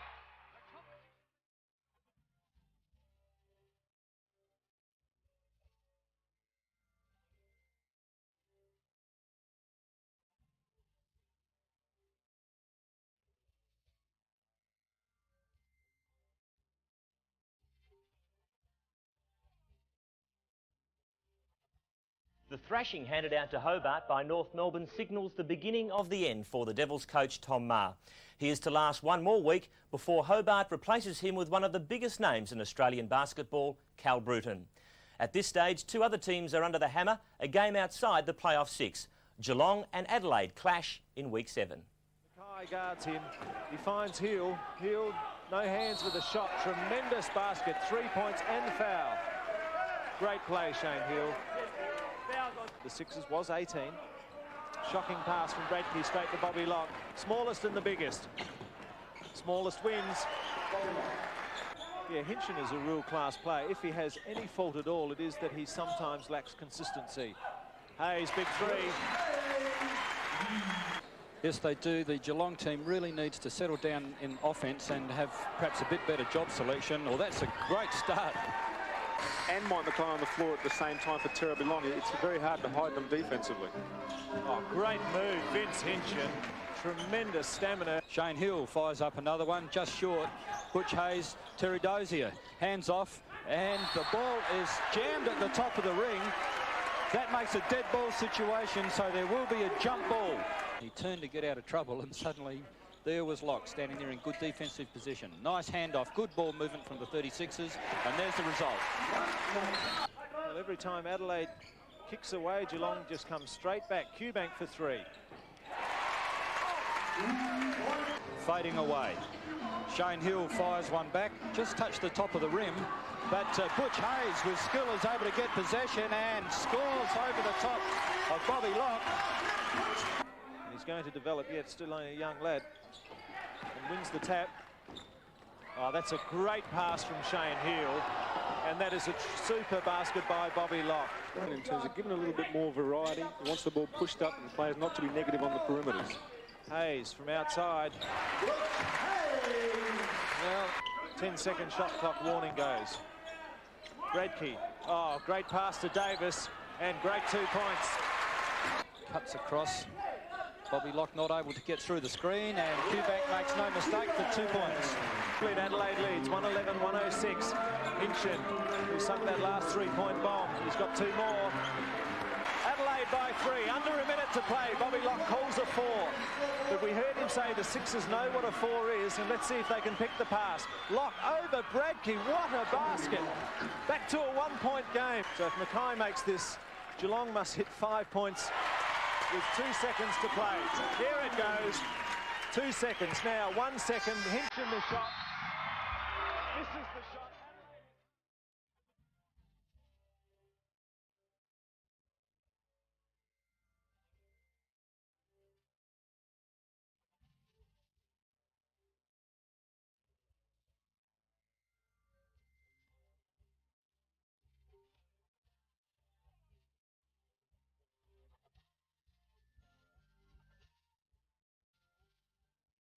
Canberra and North Melbourne are two of the league's great rivals, and any win is hard-earned when these teams clash. The Giants, led by super import Scott Fisher, are sitting pretty in second spot, while the Cannons are struggling. The board, Charlie Thomas, quick outlet pass all the way to Smythe and all the way to the hole. Irvine setting the picks to try and free up Smythe. Marty Clark had Smythe covered, but the first shot comes from Cottrell, and in it goes. Baseline jumper from Charlie Thomas doesn't go. Good rebound for Simon Cottrell. Got a push on the end of it. No call that draws the ire of the crowd here. And Reedy left for the layup at the other end. Scott Del Zoppo out there, taking out Marty Clark. 3-point shot from Kennedy, and that one goes for him. Cannon's ball. Inside, great pass from Kennedy to find Charlie Thomas and shoves it down the chute for 2. To the ball tonight, Rob. Yes. Oh, no. Play in at the other end for Paul Maley. Kennedy thought about the 3, tries to dish to Atkinson, can only dish as far as Scott Fisher. He's got Andrew Simons on the left and plays it in for another 2. They built one on that. 3-point shot coming from Paul Maley. They've built some more on it with that shot in this quarter, because this third quarter is where they've really got to peg it back. Scott Fisher straight to the hoop for 2. He's going to get a bonus shot as well. One of those people who has difficulty shooting from 18 inches. Great pass from Smythe to McGeechan underneath. Just can't find ways to stop these people. Herb McGeechan finds a way to get Smythe going. Good pass from Smythe to Charlie Thomas. Thought about the dunk, but thought... Just to top. In comes Ray Borner, straight round the man who just replaced Charlie Thomas, Clark, who gave him fits. Patrick Reedy off the free throw line, can't do that one. Rebound, Simon Cottrell has a strip by Borner. Borner keeps the ball for the Giants. Put that down as a turnover, the Cannons. And Borner rubs salt into the wounds by sticking in the baseline shot. Kennedy goes past Del Zoppo and gets the two. He'll go to the line to shoot one as well. And they'd be pretty happy with this. Any win over the Cannons is always a pretty happy one. Straight inside Cecil Exum, straight past Charlie Thomas. The clock winds down with 5 seconds to go. And Exum for three launches that one up but not in. Andrew Howie trying to get points, but that ends it in the balance. And a very...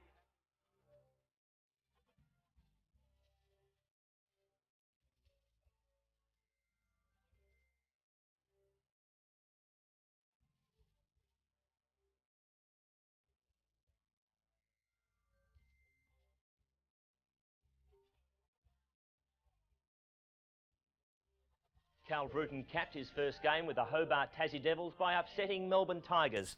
Then, after a shellacking at the hands of Geelong, Cal's Devils head to the Glasshouse to play the Southern Melbourne Saints, who at this stage are in the top bracket. It's to go right to the wire.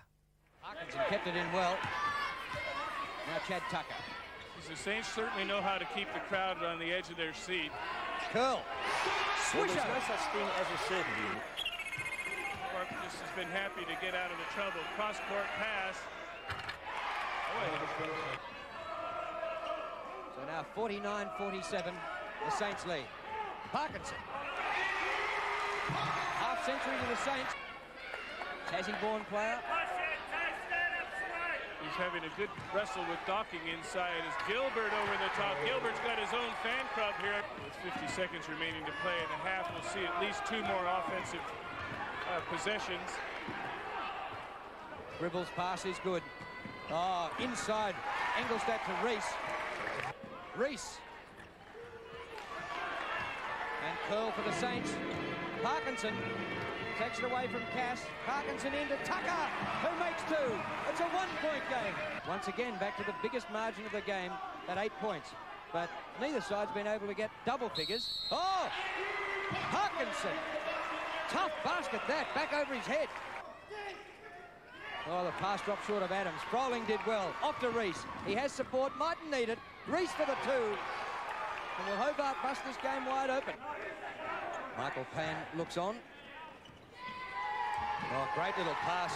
And Gilbert makes the 2. Sent off on Friday night. Stuart Adams for 3. How do you like that? That's a good sub to probably hook up on the end of a couple of 3-point plays. Adams forcing it again, and it counts. Dennis cleverly dribbling through the defense. McDaniel with a 10-footer.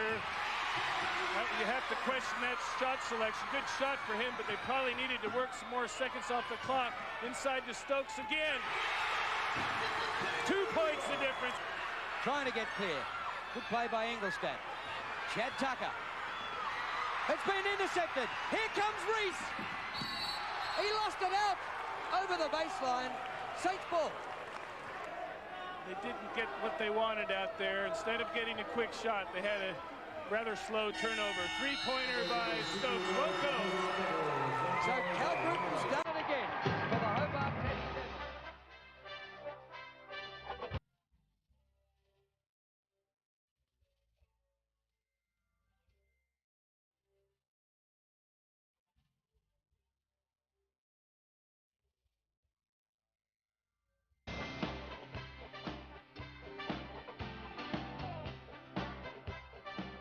Well, there's no such thing as a certainty in this level of competition.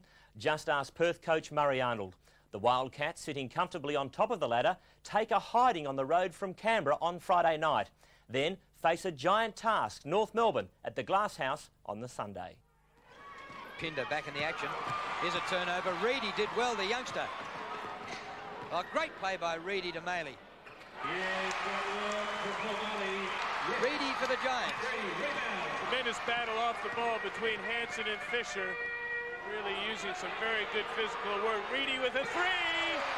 1 point in the difference. 25-12 in this quarter. Pinder a great pass. Hansen is fouled, makes the basket. Hansen bullocks his way to the basket. Pinder! Speaking of bullocking. With Del Zoppo. Crawford gets away from Fisher. Slammed! The Alabama slammer. North Melbourne really needs a three-pointer here just to start the juices flowing a little bit. Fisher says he'll take it inside. You got to take what you can get. Well, they're going nowhere quickly that time. Oh, Grace on his own. Oh! The little man gets up high enough. He wasn't even close. And to come and beat the leaders who are on a 5-game winning streak, Ricky Grace, sensational. Grace not even worried about running down the clock. They've got it now. They haven't gone to the three-point shooting. I can't believe that they wouldn't see that they need to get some of those three-point shots. Long pass, Lahoff with the jam. But it has certainly been convincing by Perth. Reedy misses a three. Maley inside, yes. 107-94. The Giants just 94, averaging 121.7 for the season. Vlahov, Crawford. All Giants there. Leader goes almost the length of the court. Out to Fisher, who balks once, gets past Grace, can't score. Hansen, and there it is. Great win to the Wildcats.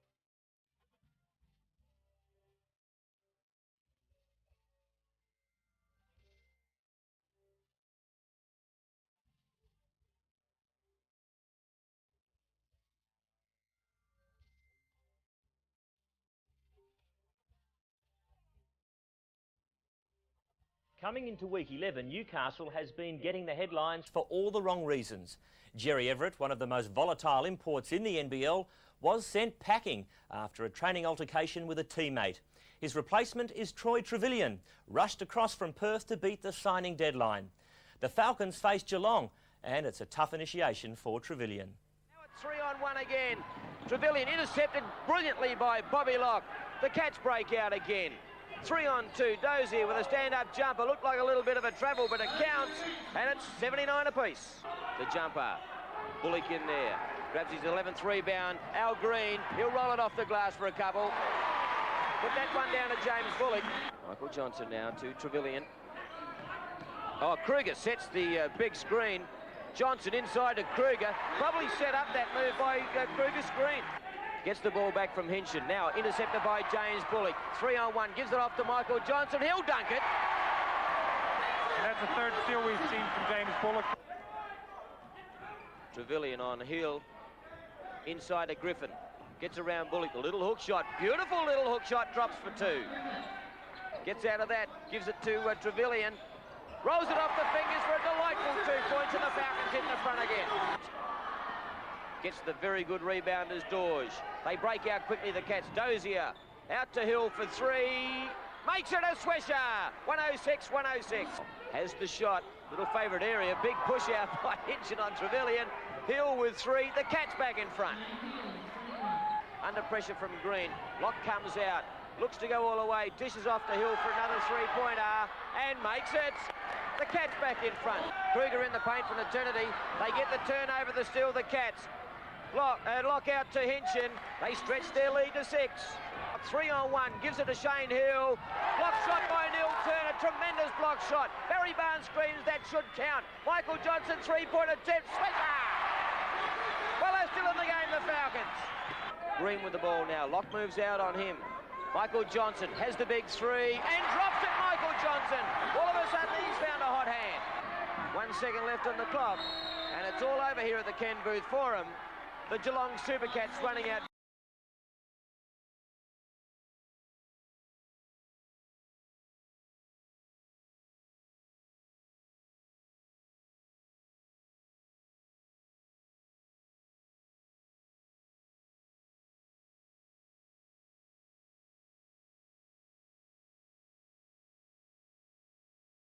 My best mates, Bruce Palmer and Brian Goorjian, two of the many Americans who came to Australia as players back in the 80s. They have a beer together after the game, but while the teams are on the court, they're the fiercest of rivals. Specters ball. Quickly to Ninnis.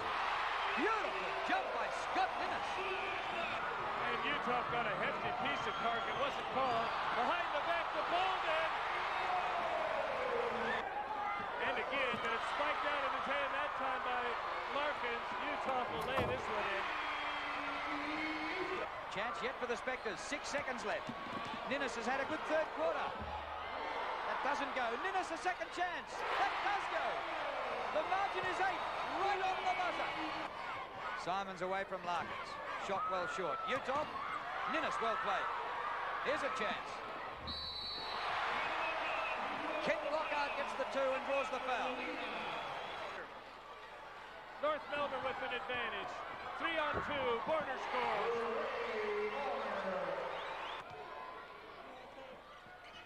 Bolden inside. Lucas.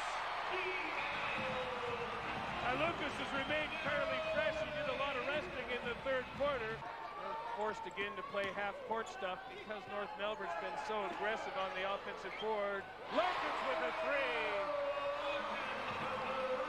Utah was wandering up the floor on that one. That's why North Melbourne cheating ahead. Clark with a lovely reverse lay-in.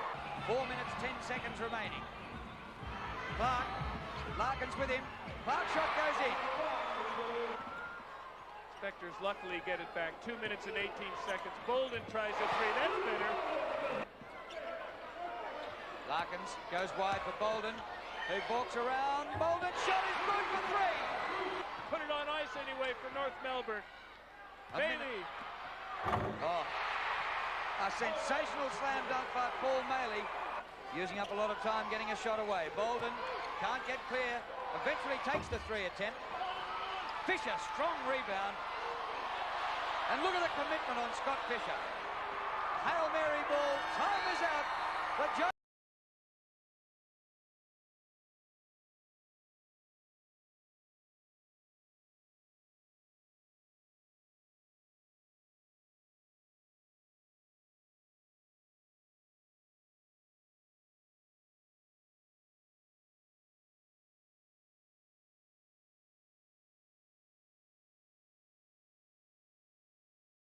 The Cats are living up to pre-season promise and have moved into the top 6.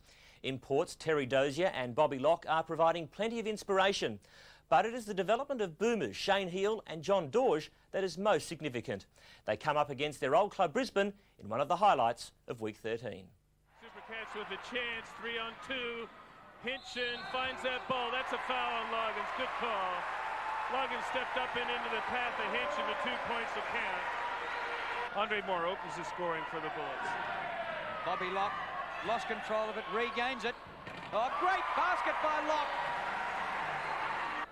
60 to 54, the Bullets in front. Dorge had 3 fouls early in the first quarter, but if he can slam like that. Nevertheless, the foul was called on Moore. Oh, taken away by Loggins. Open court, Leroy all the way. Well, so Locke's going to take this into Heal. He needs this. He gets it. And the crowd trying to lift Shane Heal. 4 points only in the first quarter has accelerated.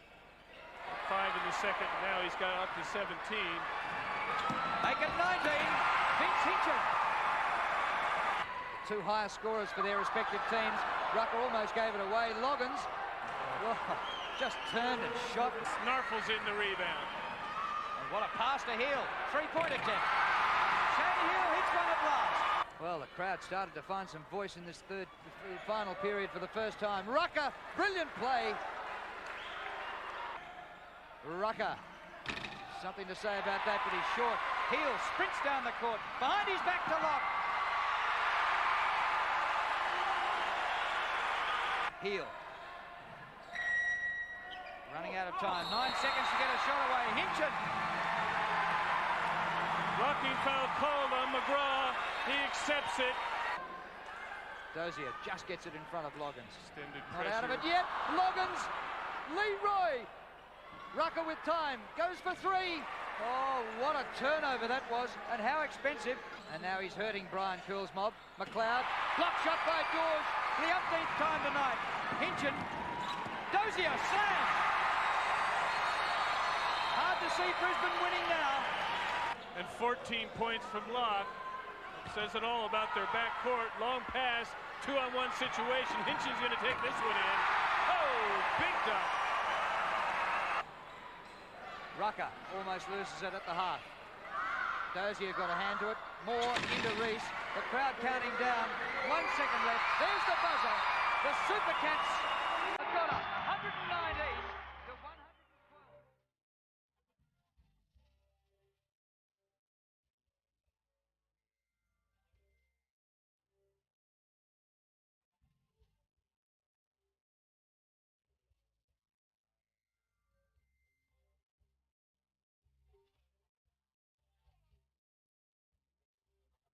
It's the halfway mark of the season and title favourites Perth Wildcats have shot clear of the pack. The league is about to present its all-star extravaganza, but coming into the break, Nigel Purchase of the Melbourne Tigers puts on a show of his own. Look for it in this round 14 encounter between Brisbane and Melbourne. Loggins has tripped over, so they've got somebody open. It's Gordon, and he makes it. If Dave Colbert's a little bit cold, don't go and hold your breath too long, because it'll come back, and a big swat there from Simmons as well. 2 blocks in a row. Andrew goes. Loggins can't stop them both. Giddy scores. Oh, lovely little dish from Dave Simmons around the back, done like a guard. They're often caught without any players there to help out. Leroy Loggins, backdoor play, misses the first time, but the tackling good. Nice dish from Fox. Suddenly, Rucker's got 19 points. Second only to Loggins, who's got 23. There's the slam from Dave Simmons. The steal by Andre Moore. Rucker on the fast break. Off to the races. The slam dunk from Andre Moore. Rucker, who's had an incredible quarter. The slam dunk from Andre Moore. He was lurking on the baseline, and he slammed it in for the second time this quarter to bring up the 100. Oh, length of the court. Nigel Purchase has just landed a prayer shot. It does count. Right on the buzzer. That's the longest shot you'll ever see in Australia. Have a look at this. Nigel Purchase throws the ball the length of the court, off the glass, swish. Oh, that's a poor pass from Rucker, straight to Andrew Gaze. He has Gordon with him, but he'll try and go all the way. Lays it in either left hand or right hand with equal ease. Sibley gets there, just ahead of Colbert. Takes it to the basket. Andre Moore, the jumper from about 12 feet is good. And Andre Moore up to 30 points. Loggins. Yet another steal, and Fox for the open layout. Leroy Loggins. It's a long shot. Comes back to Sibley. Intercepted by Lenarden. Punched away by Rucker towards Loggins. He keeps it in bounds. This is great stuff. Very entertaining. And Rucker goes all the way and lays it in. What a play. That's confidence for you. And another steal by the Bullets. He might take it all the way. Oh, didn't quite. Lenarden tries to make the prayer shot. Oh, he almost got it too. And that's the end of the game. And the Bullets, for the first time since May.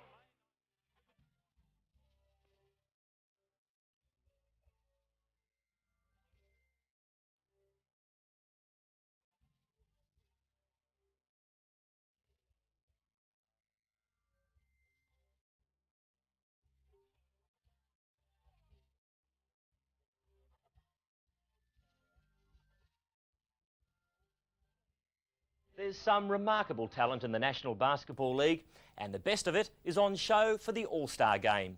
This year, the spectacular is in Melbourne. Sit back and watch the big men dunk and the little men steal. North pretty alert to that. Gaze inside, dishes to Bolden. 20-footer. And North creeping back in. They're within 5. They'll be closer now. McLean. Reese didn't have a chance in that case. Just ran out of legs at the last minute. Oh, Ricky Pace gave it up. LaFleur, beautiful. Mitchell! That could be a candidate. Numbers for the gold team. South, Crawford. Oh, really lovely running. Hook shot. LaFleur with Grace. And he showed Grace. He got it. He does what he can against McLean. McLean still gets it up, and Crawford snaffles it down. Davis to Crawford. Oh, that was a good slam, too. 3 times MVP. McLean has robbed of the ball. Heel to Grace. He's got Gaze up forward. Grace himself. Utah into his second foul. 3 minutes to go before the third quarter break. LaFleur, three-pointer. Gets it back. Double team. Good help from Utah. Good ball movement out to Mitchell from corner. Mitchell down to 21. Pass from McLean was tough to handle. Grace now looking for the dish. There's his teammate. Really gets his head on the way. North is going to have to stiffen its resolve a little bit. McLean is perhaps the man to do it with that high archer. He's got 23 in the game. Grace, quick answer. How did he make that? He was catapulting into the crowd and still managed to score after being put under the hammer by Dwayne McLean. Whack. Look at that. He's going down, but he keeps his eye on the ring. His assists have been something to watch. Grace to Reese. Draws the foul. Loggins out in front of McLean. Too far in front. Oh, Grace. Over a full stop. Brilliant. Crawford. Andrew Gaze. And the South team has scored 12 to 4 in the opening 2 minutes of this last period. LaFleur short. Mitchell. Charges up his rollers. Oh, well done, Mitchell. Green to Leroy Loggins. Well, they have to go for more to get back in this game. Andre Moore.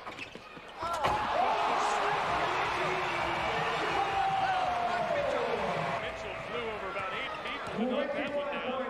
Gaze finds his way to the basket. Dishes it last minute. Crawford. Mitchell keeps it in for North, but only for Heel. Heel has Parkinson left. Behind his back he goes. Parkinson makes the shot. Utah left alone, but the pass was short, but Heel will get it back. LaFleur riding on it. Heel in the basket.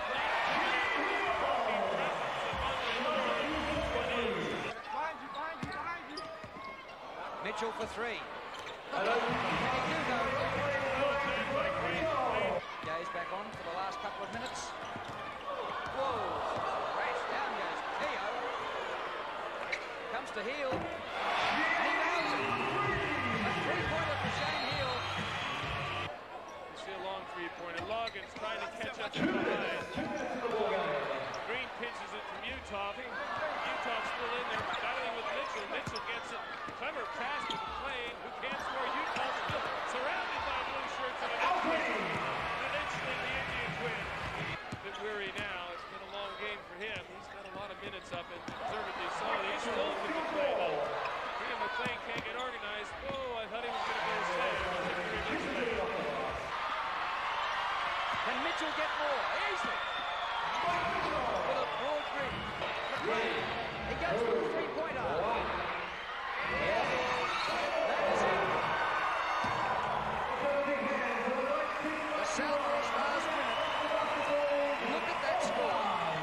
Well, after that fantastic exhibition, the regular season resumes with Perth and the Gold Coast heading a cluster of Victorian teams on the ladder.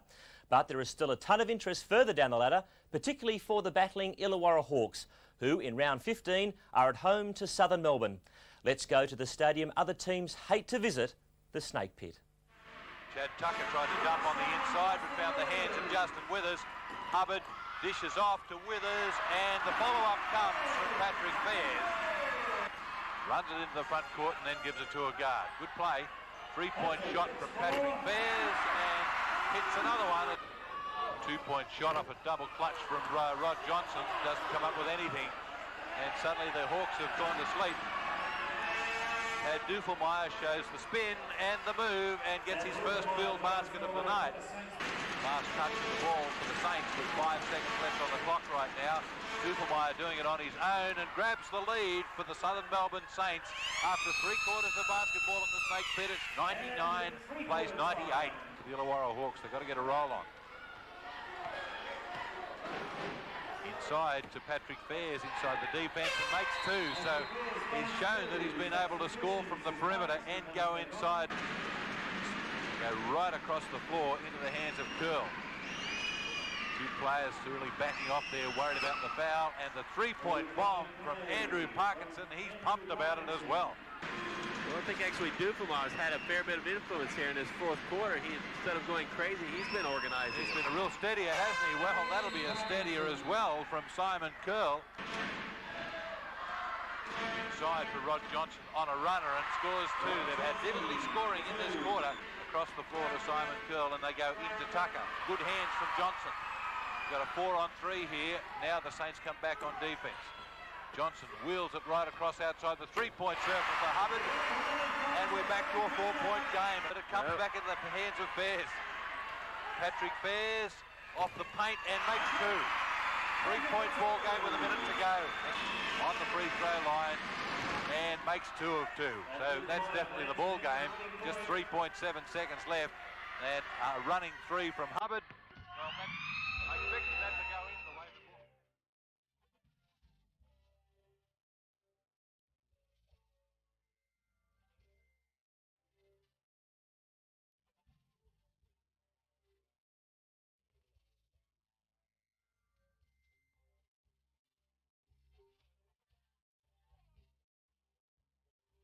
Pre-season, everyone was asking, how could you beat Perth?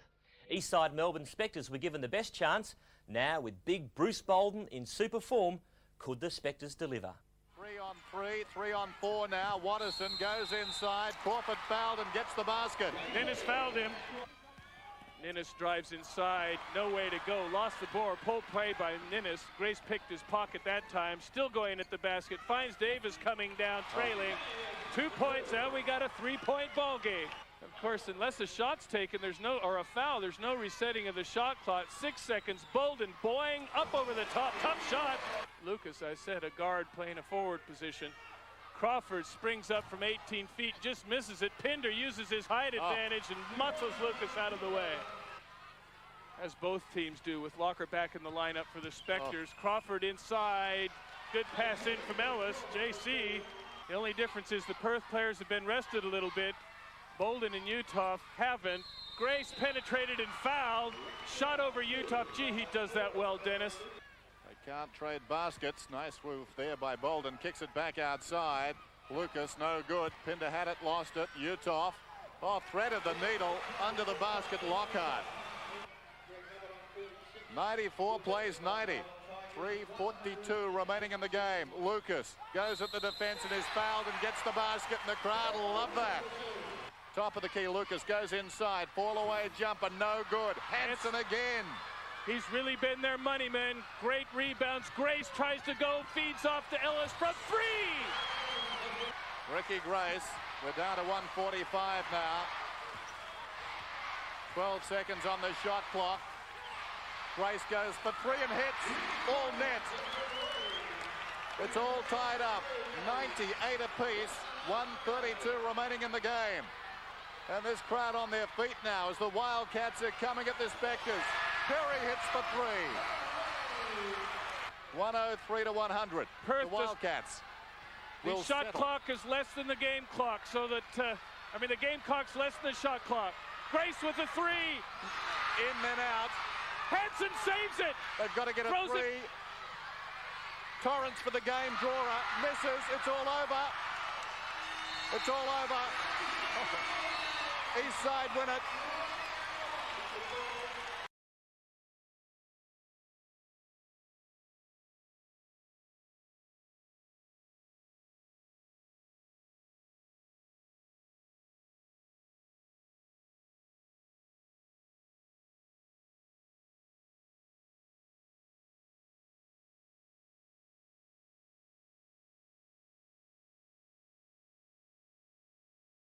Guys weren't deceiving you. How about that score last round? Can you believe Melbourne Tigers 186 to Illawarra's 158?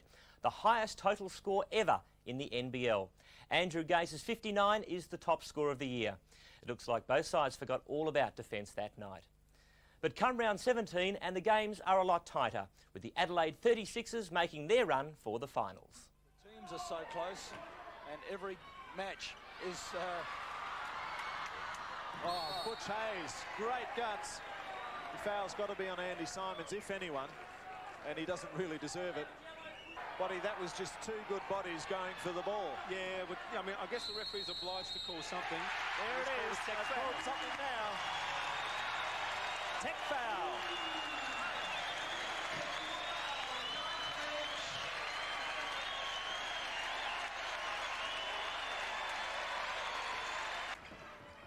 Well, the pass is not good from Pearce. And a charge by Fisher, or rather Maley. Davis has got 3 players to beat. And Marty Clark has no problem making the basket. So in the first, scored 28 points in the first quarter.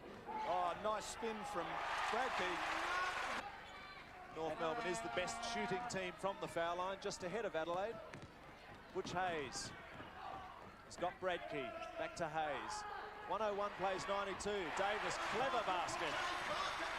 Well, chalk that up to Butch Hayes. He broke up the full court press just by dribbling the ball down the floor under pressure. But Maley comes back. He's come into his own in the second half. Now 11 rebounds and 16 points. Butch Hayes to Eubank. Didn't hurt him a bit. Mike Mackay needs help, finds Butch Hayes, hits him on the top of the head, over the body to Fisher. He'll shoot from the foul line, make 2. So that pressure working. Fisher, Marty Clark played well as Clark has been a real ferret out there. Leader for the 3, look at that. North Melbourne can shoot when the pressure is on. Seconds to play. I can't see because the people are standing up. Here it goes, on the siren, the shot from Davis misses. Adelaide won't get another shot. North Melbourne gets the final shot all over here.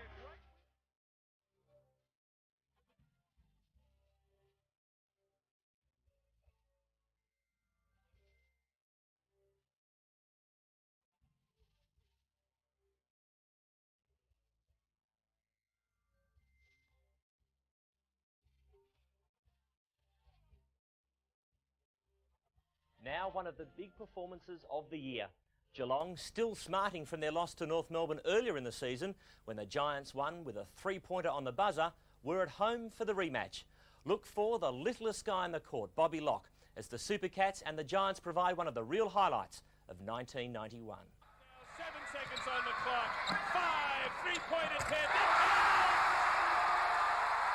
It's better when North Melbourne can force Geelong into playing half-court stuff and look a little bit more pointy. You like that, Drew. Bounces out to Shane Heel, so Geelong now leading 83-66. Pass into Locke. And he's fouled. It now is a gettable total for North Melbourne. Simons for 3. Maley reels it in. There's fast break opportunities here. 3-on-2. Fisher to the basket. For about 5 minutes. Reedy. Good defense by Leader to jump up, get into Heel's vision. Maley, 17-footer up, misses it. Fisher there to clean up, and he's fouled. Well, North Melbourne can take the lead. Simons and Del Zappo working the back court. Fisher now with the ball down the baseline. Dorge challenges him, but Fisher dishes beautifully to Reedy. 10 seconds left for the quarter. Dozier and Reedy exchanging elbows underneath. There's a great feed in to Locke, who found Hitch. 8 seconds to shoot.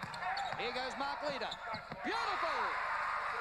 Except for the fact that it didn't go in. He was really left unguarded from 17 feet. Locked down the baseline, up into the air. His foul by Simons. Hangs in the air a little bit longer to show the youngster how to do it.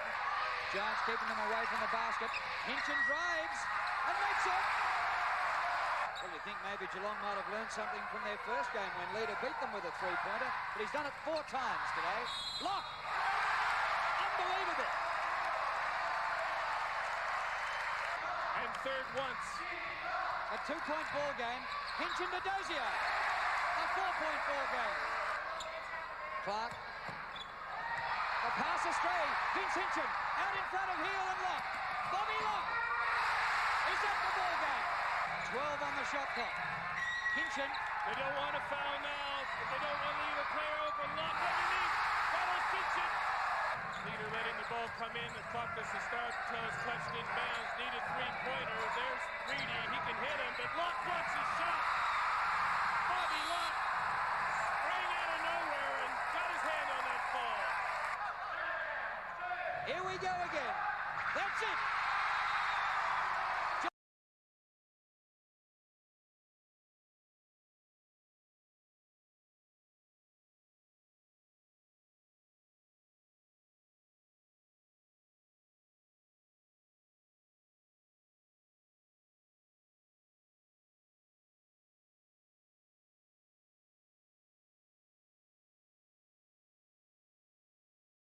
Locke showed what a shooting guard can do.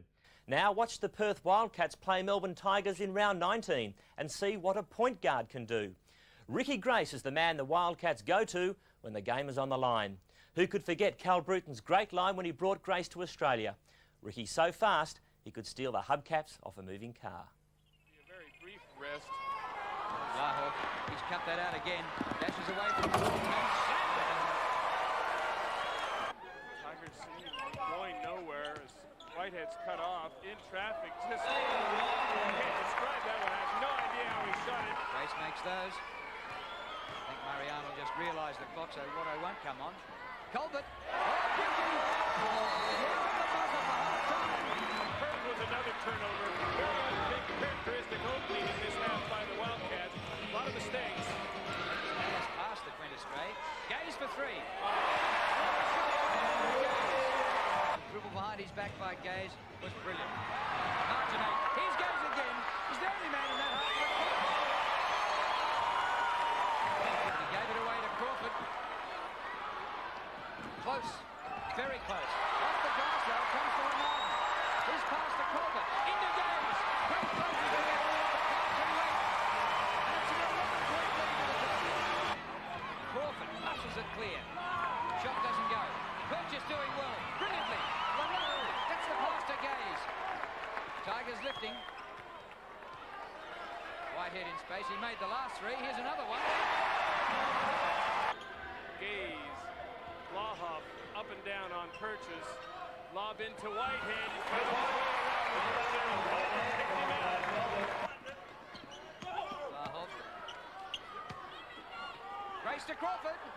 He threatened to slam it. 10 points the difference. Plenty of time for the Wildcats if they can launch their counterattack. Grace is the man to do it.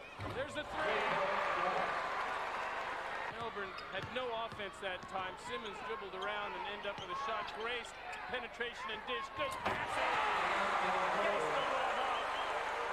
Offensive rebounds. They did that time. Great feed inside to Giddy, but Crawford slaps it away. 6 points in the rear. Half a quarter remaining to play. Watterson goes all the way up. Gordon opened the game with 2 3-pointers. See if they try and spring Simmons close to the basket. They're looking at him, can't get it in. Good defense by Pinder. 97 each. Can't be any closer. And you're often getting the finals. Gordon launches it through. Let's see if they can get some offense going here. Gaze is the obvious target. He'll be a decoy, though. There's the screen. Gaze fade away.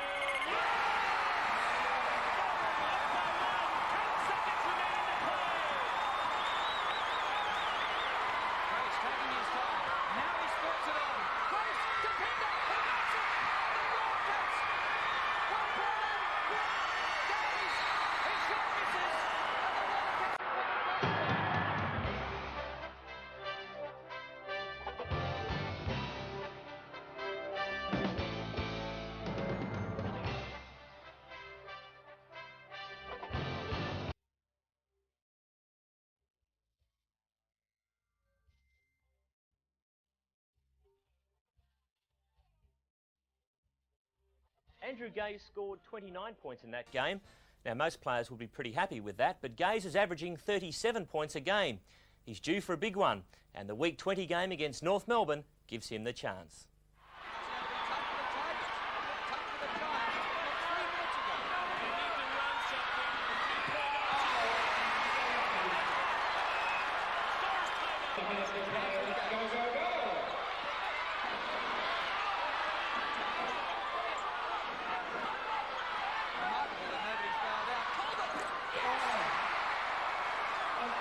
Fisher has 16 points in this quarter. Hayes has 14. Hayes brings it up to the target. 33 seconds left in the game. Scores level. Moving it over. Turnover could decide the game. Hayes looking at the clock, plenty of time left. There's quite a differential of 8 seconds between the 30-second clock is not moving. 17 seconds. I don't know what they're going to do. Clearly there should have been timeout. Referees again on with it. 30-second clock is finished. Simmons scores.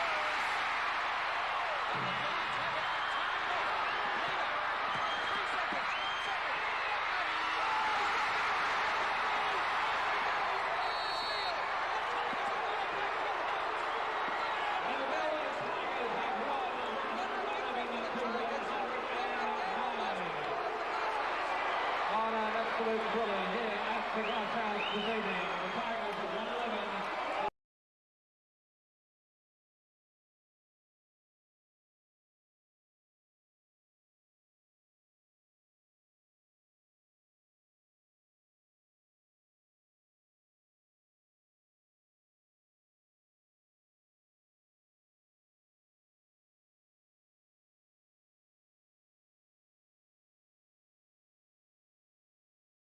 Had a marvellous year on court, testimony to the courage and skill of coach David Claxton and his players after the club almost went under financially in the off-season. But do the Rollers have what it takes to compete with the big guns at the business end of the season? The Week 21 clash with North Melbourne will give the answer. See him back on the court, he'll have to be risked because the Gold Coast can't afford to let the game get any further out. So that's a good start for Mitchell. Fisher inside unselfishly to Reedy, who puts it nicely over his head. Reedy comes backwards, gave it straight away to Lafleur. One-on-one with Del Zoppo. And gets support. Basket goes in there from Skenderis. And the foul as well. Back to Skenderis. Mitchell, make it. Reedy had an outstanding first half, Pat Reedy. But here's a turnover. Mitchell, can this spark him?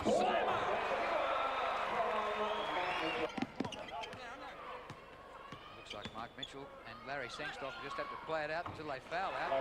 While they're there, they can do things like that. Leader now inside. Fisher fade away from 14. Keeps talking to it, and eventually it bounces in. Up high or at court level, doesn't matter for him.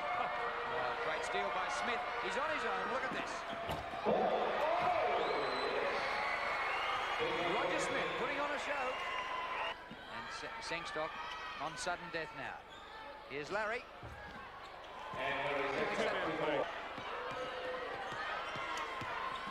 Lafleur, the playmaker, blocked by Fisher. Another part of his game, Scott Fisher. Out to Reedy, across to Leader. Clark giving him a run. Marty Clark. Lafleur takes behind the three-point line, quickly picked up by North Melbourne defense. Shuttle around pass, dish off inside from Smith to Goodwin. Good play. He's had some good moments this quarter and does a flying crab doodle this season. And he's only played in 12 of the 23 games. Shot there by Russell, Travis Russell.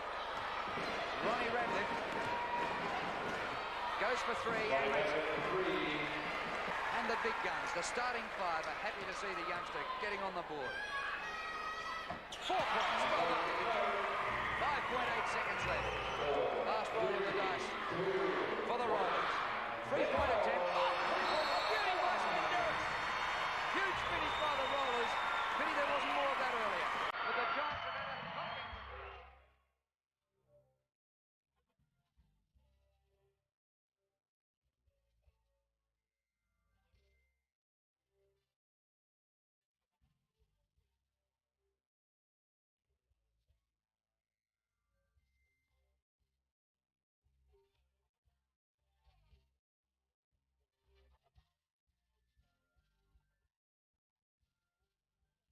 While the Gold Coast faltered coming to round 22, the door to the playoffs still open for Eastside Melbourne Specters. What better measuring stick than traditional rivals North Melbourne Giants. Quick fast break. Perry that time comes away. Larkins eventually gets it. We've got 4-on-3. Larkins to the hoop. Between in the tunnel into the fourth. Fisher stumbles. Regains. Does very well not to travel on that. Reedy with a running left-handed hook shot. Third quarter, he's already over his season average. Larkins tries a three. Yes. Gets Lockhart into Dean Utop, who spins away from Reedy. Great play by the big man. Specters again had forced the Giants underneath, but Maley positioned himself back out. Leader with a three. Here come the Giants. They only trailed by 5 now. Great comeback from them this quarter after they trailed by 13. Fisher, Maley with a three. The Giants have come back from a 13-point deficit to trail by 4, and now it's 2. Maley gets that one. He's lining up behind there again. You can see him flaring out. There he is now. Yes! 20 points. Got a numerical advantage. Fisher up in the air, off balance. Tries to get it in. Bolden kicks it out to Ninnis. Ninnis, Utah trailing. Yo, the big man, spectacular. Well, what speed from the man now. Maley baseline. Makes 2 at the other end. No score. No score. Hasn't missed many shots at all. And just 6 in the first quarter.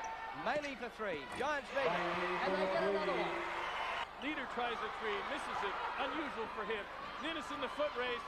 Clark to the basket. Clark fouls him, but gee, Maley came up from behind and spiked that ball away. Now the Giants down the court. Minute 30 left to play.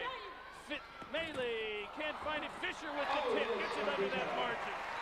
He's made 6 3-pointers. He goes wide to Scott Fisher, who makes 2. And the margin's back to 5 with 12 seconds left. Bolden has it for the Specters. The Specters have to win it, but the Giants, with a rush of scoring at the end, have the point spread in their favour.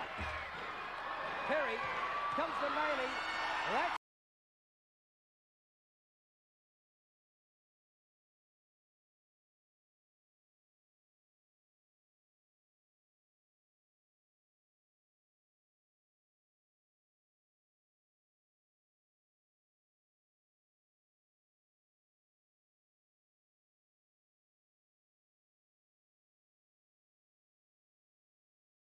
have taken the step up into the playoff 6, but none of the Specters' remaining games will be easy, especially the Week 23 encounter with the Tigers, who are also gazing at the finals. Across the Lockhart, drives again, passes right to Andrew Gaze. Gaze in the lead. Lockhart doesn't catch up. No, he doesn't. He gave it a good race. Darren Perry into Bolden. Most interesting shot of the season, I reckon, Bolden had. Oh, look at that hook shot. A beauty by Scott Ninnis. Gaze now, defense asleep for the Specters. Bolden again, the target. Flips it back over his head to Perry with the three. Doesn't go. Bolden gets inside. Somehow gets that ball up and is fouled. But I tell you what, Melbourne's gotten a lot of quality rebounds. Purchase now around. There's Whitehead from 3. Yes! As I said, French player in. Colbert now working on Bolden. Bolden blocks him again. Second time in a row. Ninnis 3-on-1. Ninnis off. Bolden in the basket. Specters lead by 1. Guards taking a while to get down court. It's Lockhart on Gaze, the danger man. Ninnis trailing Purchase. Bolden with the steal and the breakaway. And the slam! 3-point lead to the Specters. From Purchase to Gaze, and Gaze can't reel it in. I think the Tigers have got to foul keepers off at the moment. Utah goes to the basket! Oh, my! You can't see it on replay. Specters don't want to foul.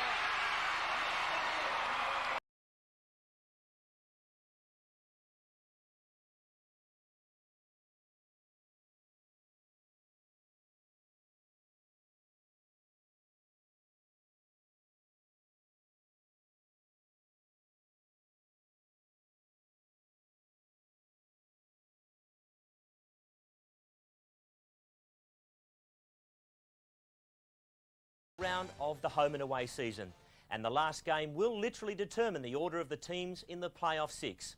So this round 24 game is vital to both Geelong and Melbourne, and the whole league is watching with bated breath. Bobby Locke. What a great play by Locke! Side ball to the Supercats. Locke gets it to Heel. Heel charges forward. Off the glass, Sean Heel.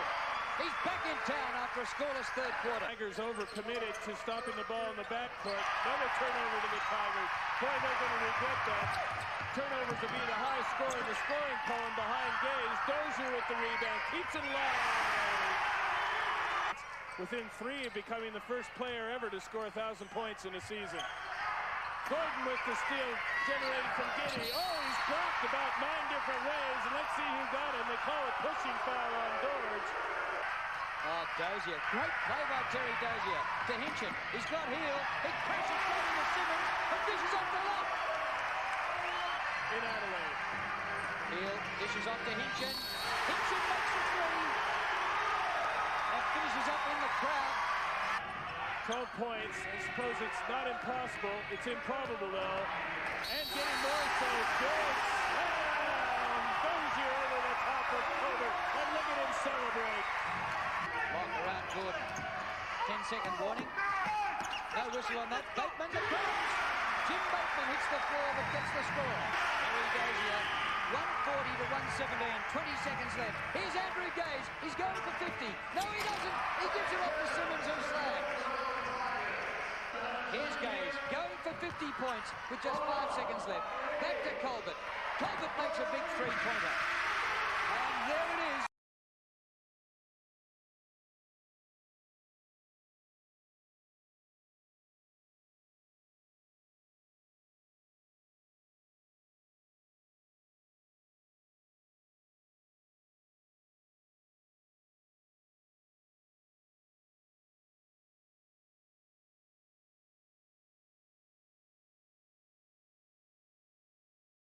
First elimination final is between Geelong, 3rd, and North Melbourne, 6th, while the other knockout contest will be between Melbourne and Adelaide. But let's go to the arena at Geelong for the Supercats' first of 3 against the Giants. Locke, a jump shot by Bobby Locke. And he jumped until he was level with the ring. Geelong doing a great job on the boards, even without Dorge in there. Heel with another 3-point attempt, and he goes! He comes back to Andrew Simons. Heel with him. Fisher again, this time for 3. Oh, he gets a good bounce off the ring. Exum weaves inside, dishes nicely to Fisher, who scores his 38th point. Amazing Scott Fisher. Oh, what a play that was by Vince Hinchin. They've come back a bit, the Giants. The margin's 11. It was 18 3.25 minutes ago. Bobby Locke. Oh, that breaks your heart. Certainly not in the same manner of the Supercats. Fisher goes back, comes into Del Zoppo. Simons has a 3-point chance. Walks around them, goes off the glass and gets 2. Great basket by Simons. Heel, we haven't heard much from him. He's fouled. 3-pointer count, no doubt about that. Simons has ducked him. Didn't get any help on the screen, can't play the defense. And 3-pointer count. He's got Hinchin left. He goes right. Dozier! Slam!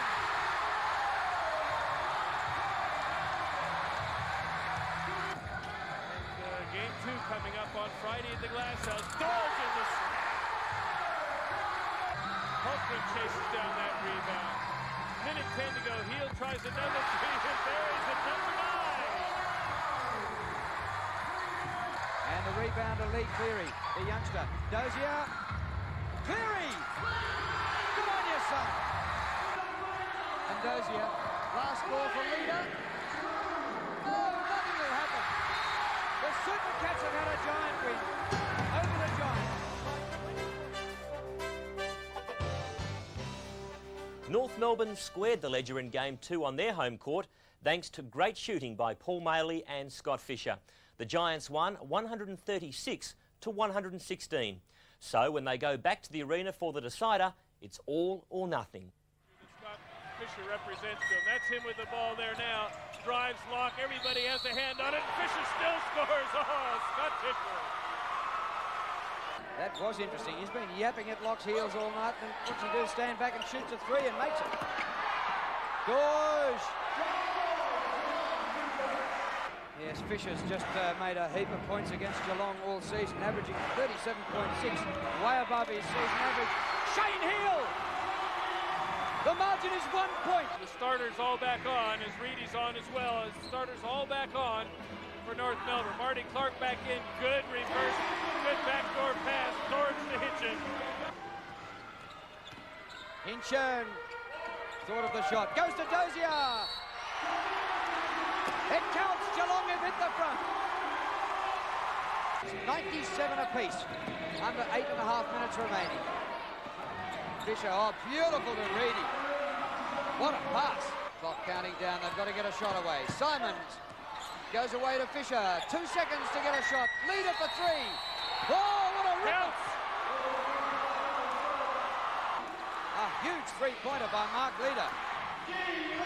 Heel tries to reply and makes it.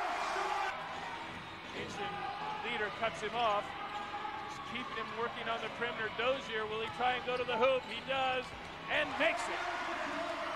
Minute 25. 5 points of difference as Hitchin signals up. He called his own number and scores. 30 points to Fisher. And the margin is 7.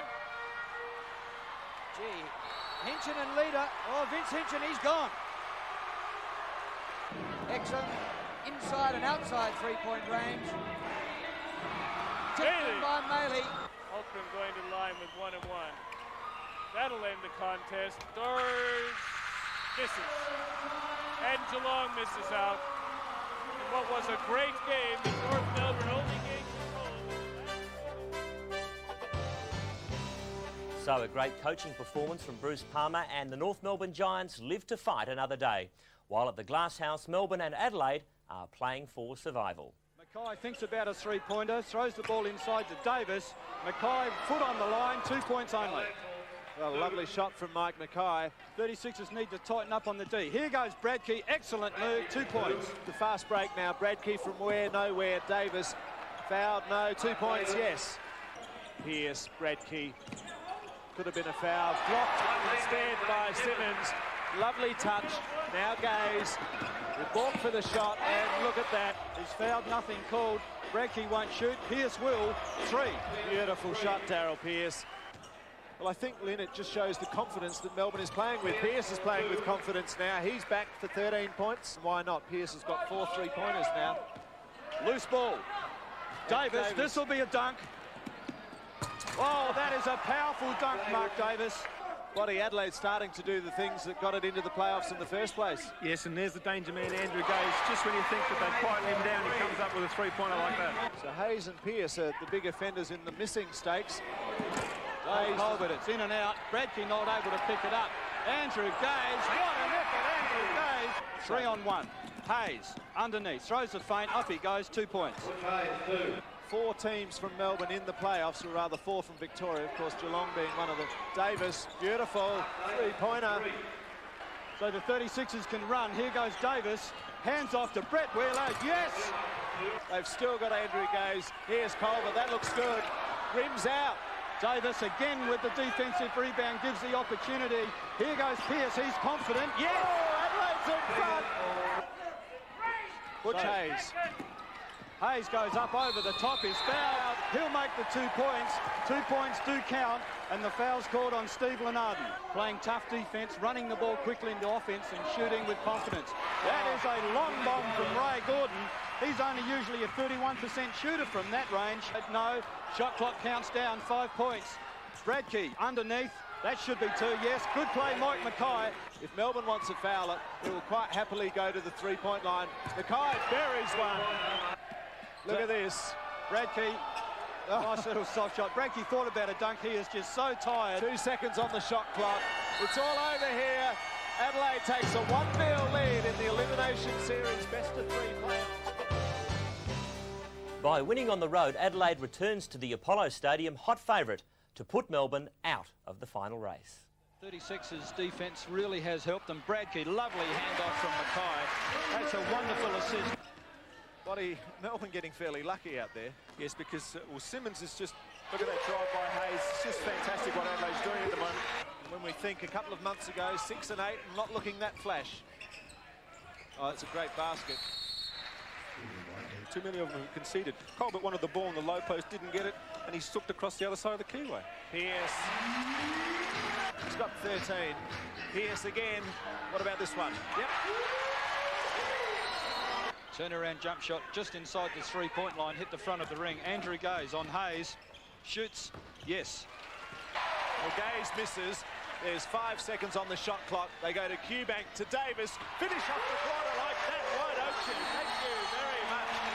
Whitehead now. Good ball skills. Finds Purchase. He's going to make one from outside. Nice shot, Nigel Purchase. Pulls down his only fourth rebound. So he hasn't done much on the boards. Whitehead scores again. Now Bradkey. Now Mackay. They move that ball around nicely again. Now they get back on the scoreboard. So the Tigers force the error with their defence. Good move from Simmons. Excellent reject from Mark Bradkey. Fantastic helping out on defence again from the 36ers. And Mackay knows he's got Bradkey underneath and makes another three-pointer. No, that was very silly by Simmons to come in on that. I mean, the chances are Gaze is going to make that and he'll have a second one. And the 36ers are on fire.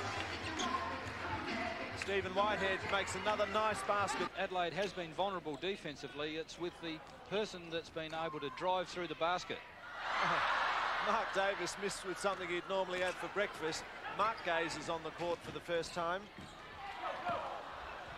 And Andrew Gaze just goes through the whole team. Butch Hayes, an enormous rebound. It's a fast break. Mackay goes all the way. Yes! Here it goes, 132-96, Adelaide in front, a second to play. And there won't be another score in this game. Adelaide is in the semi-finals, and the Melbourne Tigers are not.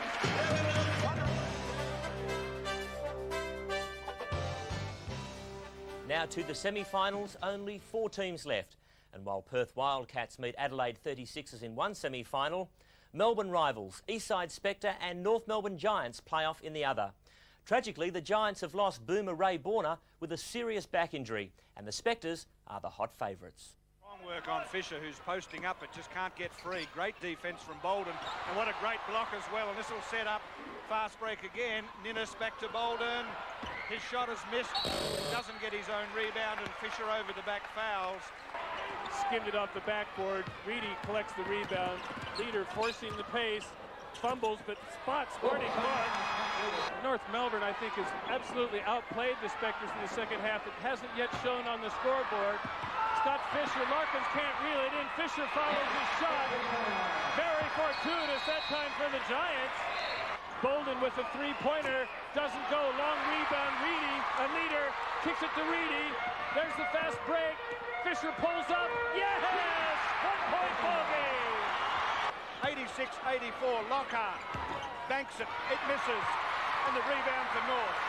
Fisher now calling out plays. Maley off the fast break, leans in. Oh, great shot! Tie ball game, 86 apiece.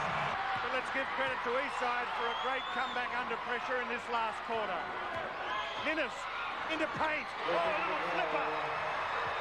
8 seconds on the clock, still no offense apparent from Eastside. Ninnis tries a three, it goes! Got Ninnis! That could be it, that's a 6-point break, 32 seconds to go.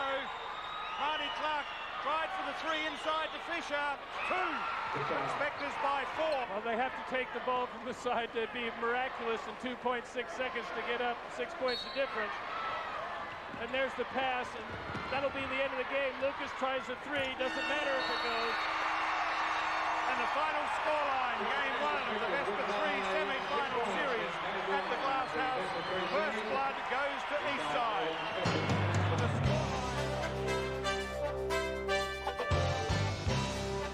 Eastside's Kent Lockhart did a demolition job on North Scott Fisher in that game. Fisher never plays 2 bad ones in a row, and the pundits are expecting him to lead a giant reversal in game 2. If the Specters win this, they're through to the grand final. 72-59, 13 points is the margin. The biggest was 14. Maley, three-pointer to Paul Maley. particularly if you don't pick him up defensively and give him a good sider from three-point. Lucas tries to work between two, and it goes. Oh, how'd that go in? Mark Leader, foot on the line, back to Paul Maley. 19 points now for Maley. Lockhart now, the Specters working around. Ninnis tries penetration, gets it and flips it in. 3:12 to play, still gettable from North. And here's a steal by Lockhart. Utah back to Lockhart, and Kent Lockhart started it and finished it. Bolden misses there, but it's still 107 to 95. 2:15 left. Top play by Leader. Mark Leader is a true big game player. 2 years ago they were champions. They won it here on this court at the Glass House. But they'll dip out at the semi-final stage here as Scotty Ninnis makes a top hook shot. Kent Lockhart.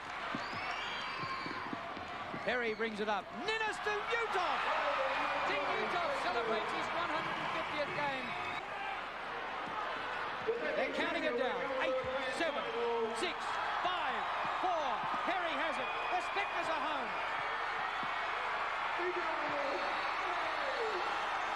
East side to the grand final.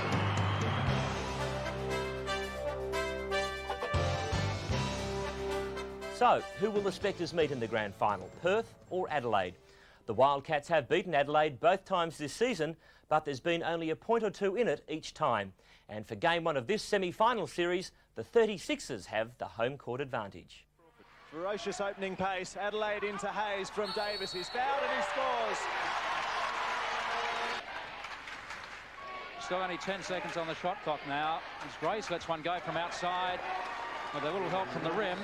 The 36ers, particularly Eubank, who really restricted Pinder. Air ball from Mike Mackay. Passes almost cut off. There's play on as Crawford fires one up off the glass. That's two. Pearce needs a big one from there. Make that a big one. Adelaide's coming back. And Adelaide's away again. Another one here would make it interesting. Hayes is going to drive. He goes to Davis. They don't foul him. They get 2 points closer, however. Well, important offensive movement now. No, they've gone to Grace. Great basket from Grace. Here he goes. Just has to close his mind to what's going on around him. He's going to miss it. Here goes the ball. They've got to get the shot away. Here it is. Oh, hit the ring and misses. Perth is the victor here at the Apollo Stadium. So, yet another thriller. The Wildcats have scraped home again. Now Adelaide must travel to Perth, with star rebounder Mark Davis carrying an ankle injury. And they must win to keep alive their hopes of going all the way in season 1991. 10-point split now. The Wildcats in front, 27-17. Don Shipway would be looking for quarter time to settle. Mike Corcoran makes a big three. Just over 9 minutes remaining in this third period. Oh, great steal by Grace. He read that change of direction by Hayes. Marvellous. There you go. It's a 5-point turnaround, isn't it? Davis at the low post. Back to the basket. Wants the baseline. Denied by Crawford. Away comes Grace. 3-on-2 opportunity here. Hanson, the trailer, goes in, makes the basket. They trail by 14. Here's Vlahov in traffic. Hayes knocks away Grace. Great courage. Oh, gee, that was gutsy. Bradkey through the paint. Kicks it back outside. Pearce looking to set up. Good pressure. Going through the keyway. Bradkey, nice move. Ellis has done well to stay there with 5 fouls. Davis to the hoop off the glass. Knew Bradkey was coming. Rebound. Oh, big basket for Adelaide. Adelaide down by 1. It can win this game with the next shot of this game. Okay, 7 seconds. Hayes, here it goes. He's missed. Bradkey and Crawford will win the game for the Wildcats.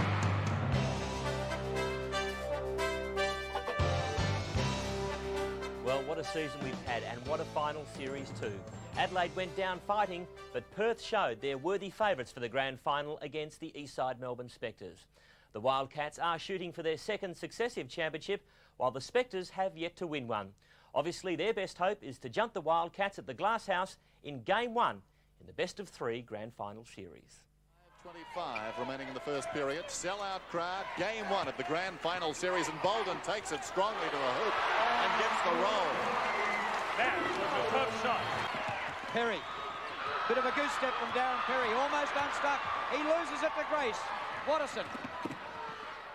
Back to Vlahov. Oh, top play. And Hansen. Crawford inside, looking for Hansen. Comes back to Crawford, somewhat luckily. Grace for three. Ricky Grace. Perth looking ominous. 30-19. And here's a turnover. Vlahov all the way. And the Specters can ill afford that. And then Grace. Here's Bolden, goes inside. Lucas spinning, put it up. Got his own rebound, gets the basket, it scores, and he was fouled. Lucas kicks it outside. Fall away jumper from Bolden is good. So the margin is back to 13 points. Untroubled under the basket. Could have been fouled, nothing doing. Perry comes away with it. Lucas. Newton, little pump fake, but he gets it. Hansen back out to Ellis. Here's Grace. Oh, that's tough. Isn't that sweet?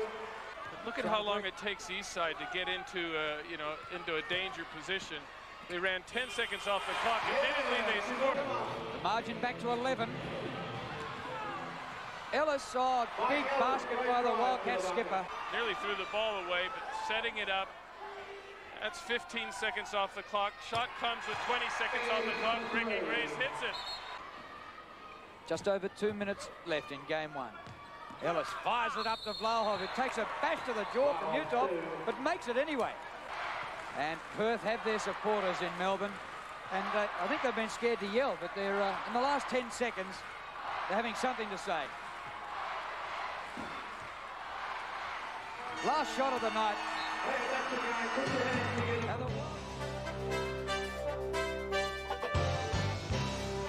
So what a debacle in game one. Is it all over, or can the Specters possibly travel across the Nullarbor and level the series? Big roar from this partisan crowd. Grace in traffic, loses control. Pinder then a tidy up, off the glass.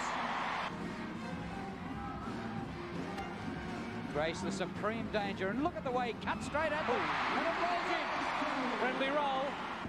They started so well. In fact, just about the only Spectre who could hold his head high last week in game one. Utah. Lockhart goes for three. Kent Lockhart makes it. Back to Grace from Ellis. Pinder goes baseline and scores. 47-26 on the boards. Into Bolden, great play. And what an assist it was by Lockhart. 11 seconds on the shot clock. Bruce Bolden went without it. Ricky Grace steals it. Oh, and rolling. What a basket by Ricky Grace. Here's Grace. And still the starting five for Eastside is out there. Hansen takes it strong off the glass. 57-52. Specters got within a basket. Have to do it all again. Kent Lockhart. Bolden working against Vlahov. This for three from Perry, and he hits. James Crawford to break his duck. Ninnis got up there to tip it out to Perry. Things going the Specters' way. Ninnis in support. And all of a sudden, the Specters have opened up a lead here of 6 points. They've come back strongly. Bolden, the steal, brilliantly done. The outlet pass sends Ninnis away. Slam! Inspirational stuff. We have 6 minutes 40 remaining in the game. One of the lowest scoring games of the season. Here's a turnover. Crawford comes up with it to Watterson. Support everywhere for Eric Watterson. Pinder! The rainbow shot hits! And the Wildcats hit the front. There's the time remaining. Well, it's for everything now as far as the Specters are concerned. Pinder! The turnaround jumper. They're hammering themselves if this frame Perth isn't enough, but Perth returns the compliment. Here goes Lucas. Into Grace he goes. Off the glass. Lucas scores it. In space, Ricky Grace. What a shot by Grace! Lockhart for three. He replies. The margin is back to a point. Danger man Ricky Grace. Out to Pinder. No. Utah. Lockhart. Ninnis. Scott Ninnis off the glass. It scores. It counts. And fouled. The Specters lead by a point. So the Wildcats, 38 seconds remaining. They trail by 2. Loose ball. Inside. This could win it. Ninnis goes in. Makes the basket. So the difference is 4. Came by with a wry smile. He probably wants to dunk you through the basket. Maybe he's looking at Drew. Right, Specters have it. 4 seconds remaining. Bolden has it. It's tipped away by Vlahov. Clock stops at 2 seconds. And it's 86-81. We'll be here on Sunday. An impossible victory for the East Side Melbourne Specters. Utah shoots. It doesn't go. It doesn't matter. Well, what a remarkable turnaround, and what heart the Specters showed to force a decider. After 193 games in the NBL's most successful season, there's just one clash left. The crowd alive. Atmosphere fantastic. Lockhart. Bolden in the paint. Bruce Bolden levels the scores at 2-all. And it was the other way on Friday night with the Wildcats getting into early foul trouble. Ricky Grace for 3. Wow, shot! Working the clock down. 20 seconds to go. Ellis back to Grace. He looked as though he's going for 3. Found Ellis. Into Hansen. Impressive start by the Wildcats. Started this chain of passes. Pinder left open. Fall-away jumper. No good. Utah had it, then lost it. Look at them going after that rebound, and Crawford comes up with it. It's a grand final. Hansen off the glass. And each side need to score on their trips up the floor, but they haven't been doing that. Grace into Pinder. 4:02 remaining in the opening period. Vlahov inside, draws a crowd, puts it on the floor and takes it strong to the hoop. Magnificent. Hansen way across to Grace. Steps around, back to Ellis. Put inside the line. He gets 2. Where is the Specters' next basket going to come from? They trail 25-8. Bolden makes it, falling away from the basket. Perry. Clean as a whistle for 3. Second team foul on the Specters. Ninnis gets back with the steal. Yeah, I think he had his foot out, as Grace is pointing out. He makes the score. Here's Vlahov. Crawford puts it on the floor. Goes around Bolden. Nice move. Take advantage of every possession. Watterson off his foot. Away comes Ninnis. Easy layup. Lay down. Lucas. Specters going with 2 guards at the moment. Lockhart, yes.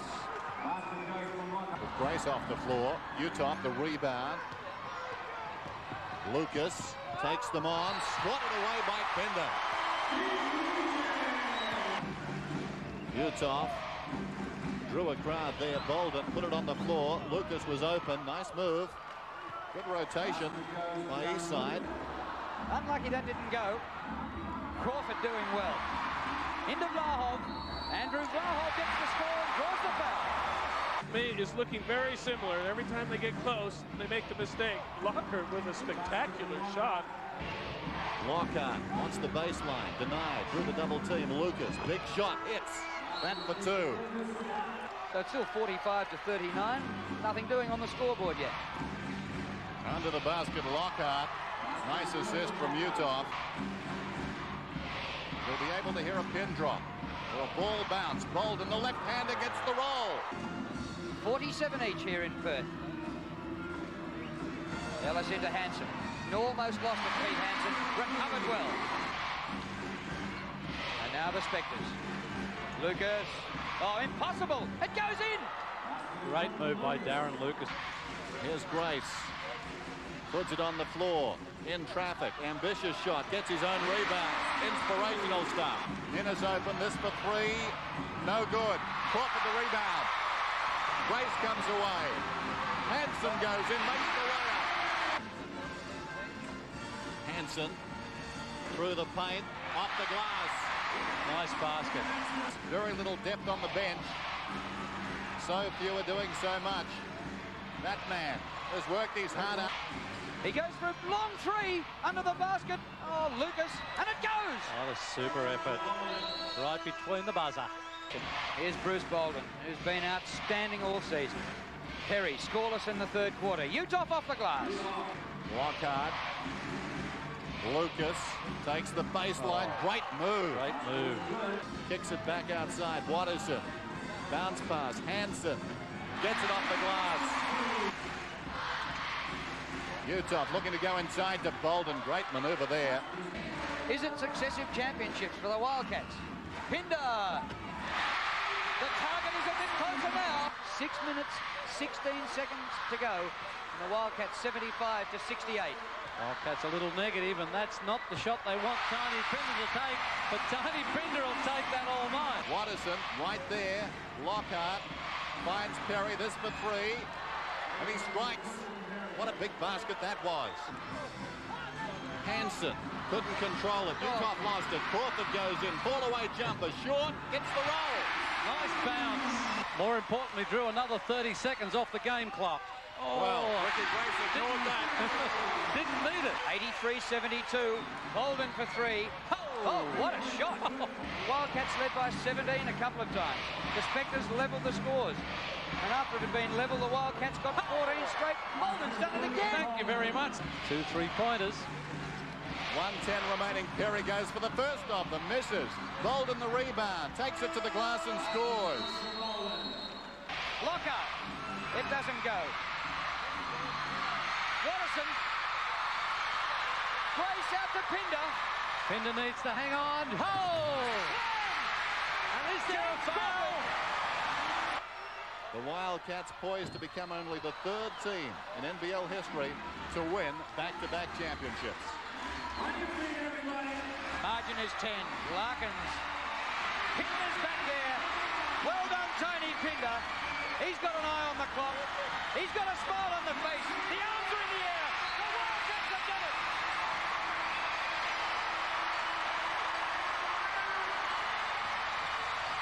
The Wildcats are champions.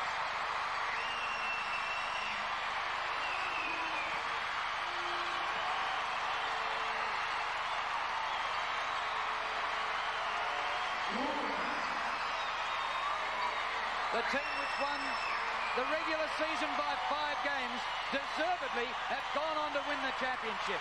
And the Perth Entertainment Centre erupts to announce champions for the second year in a row.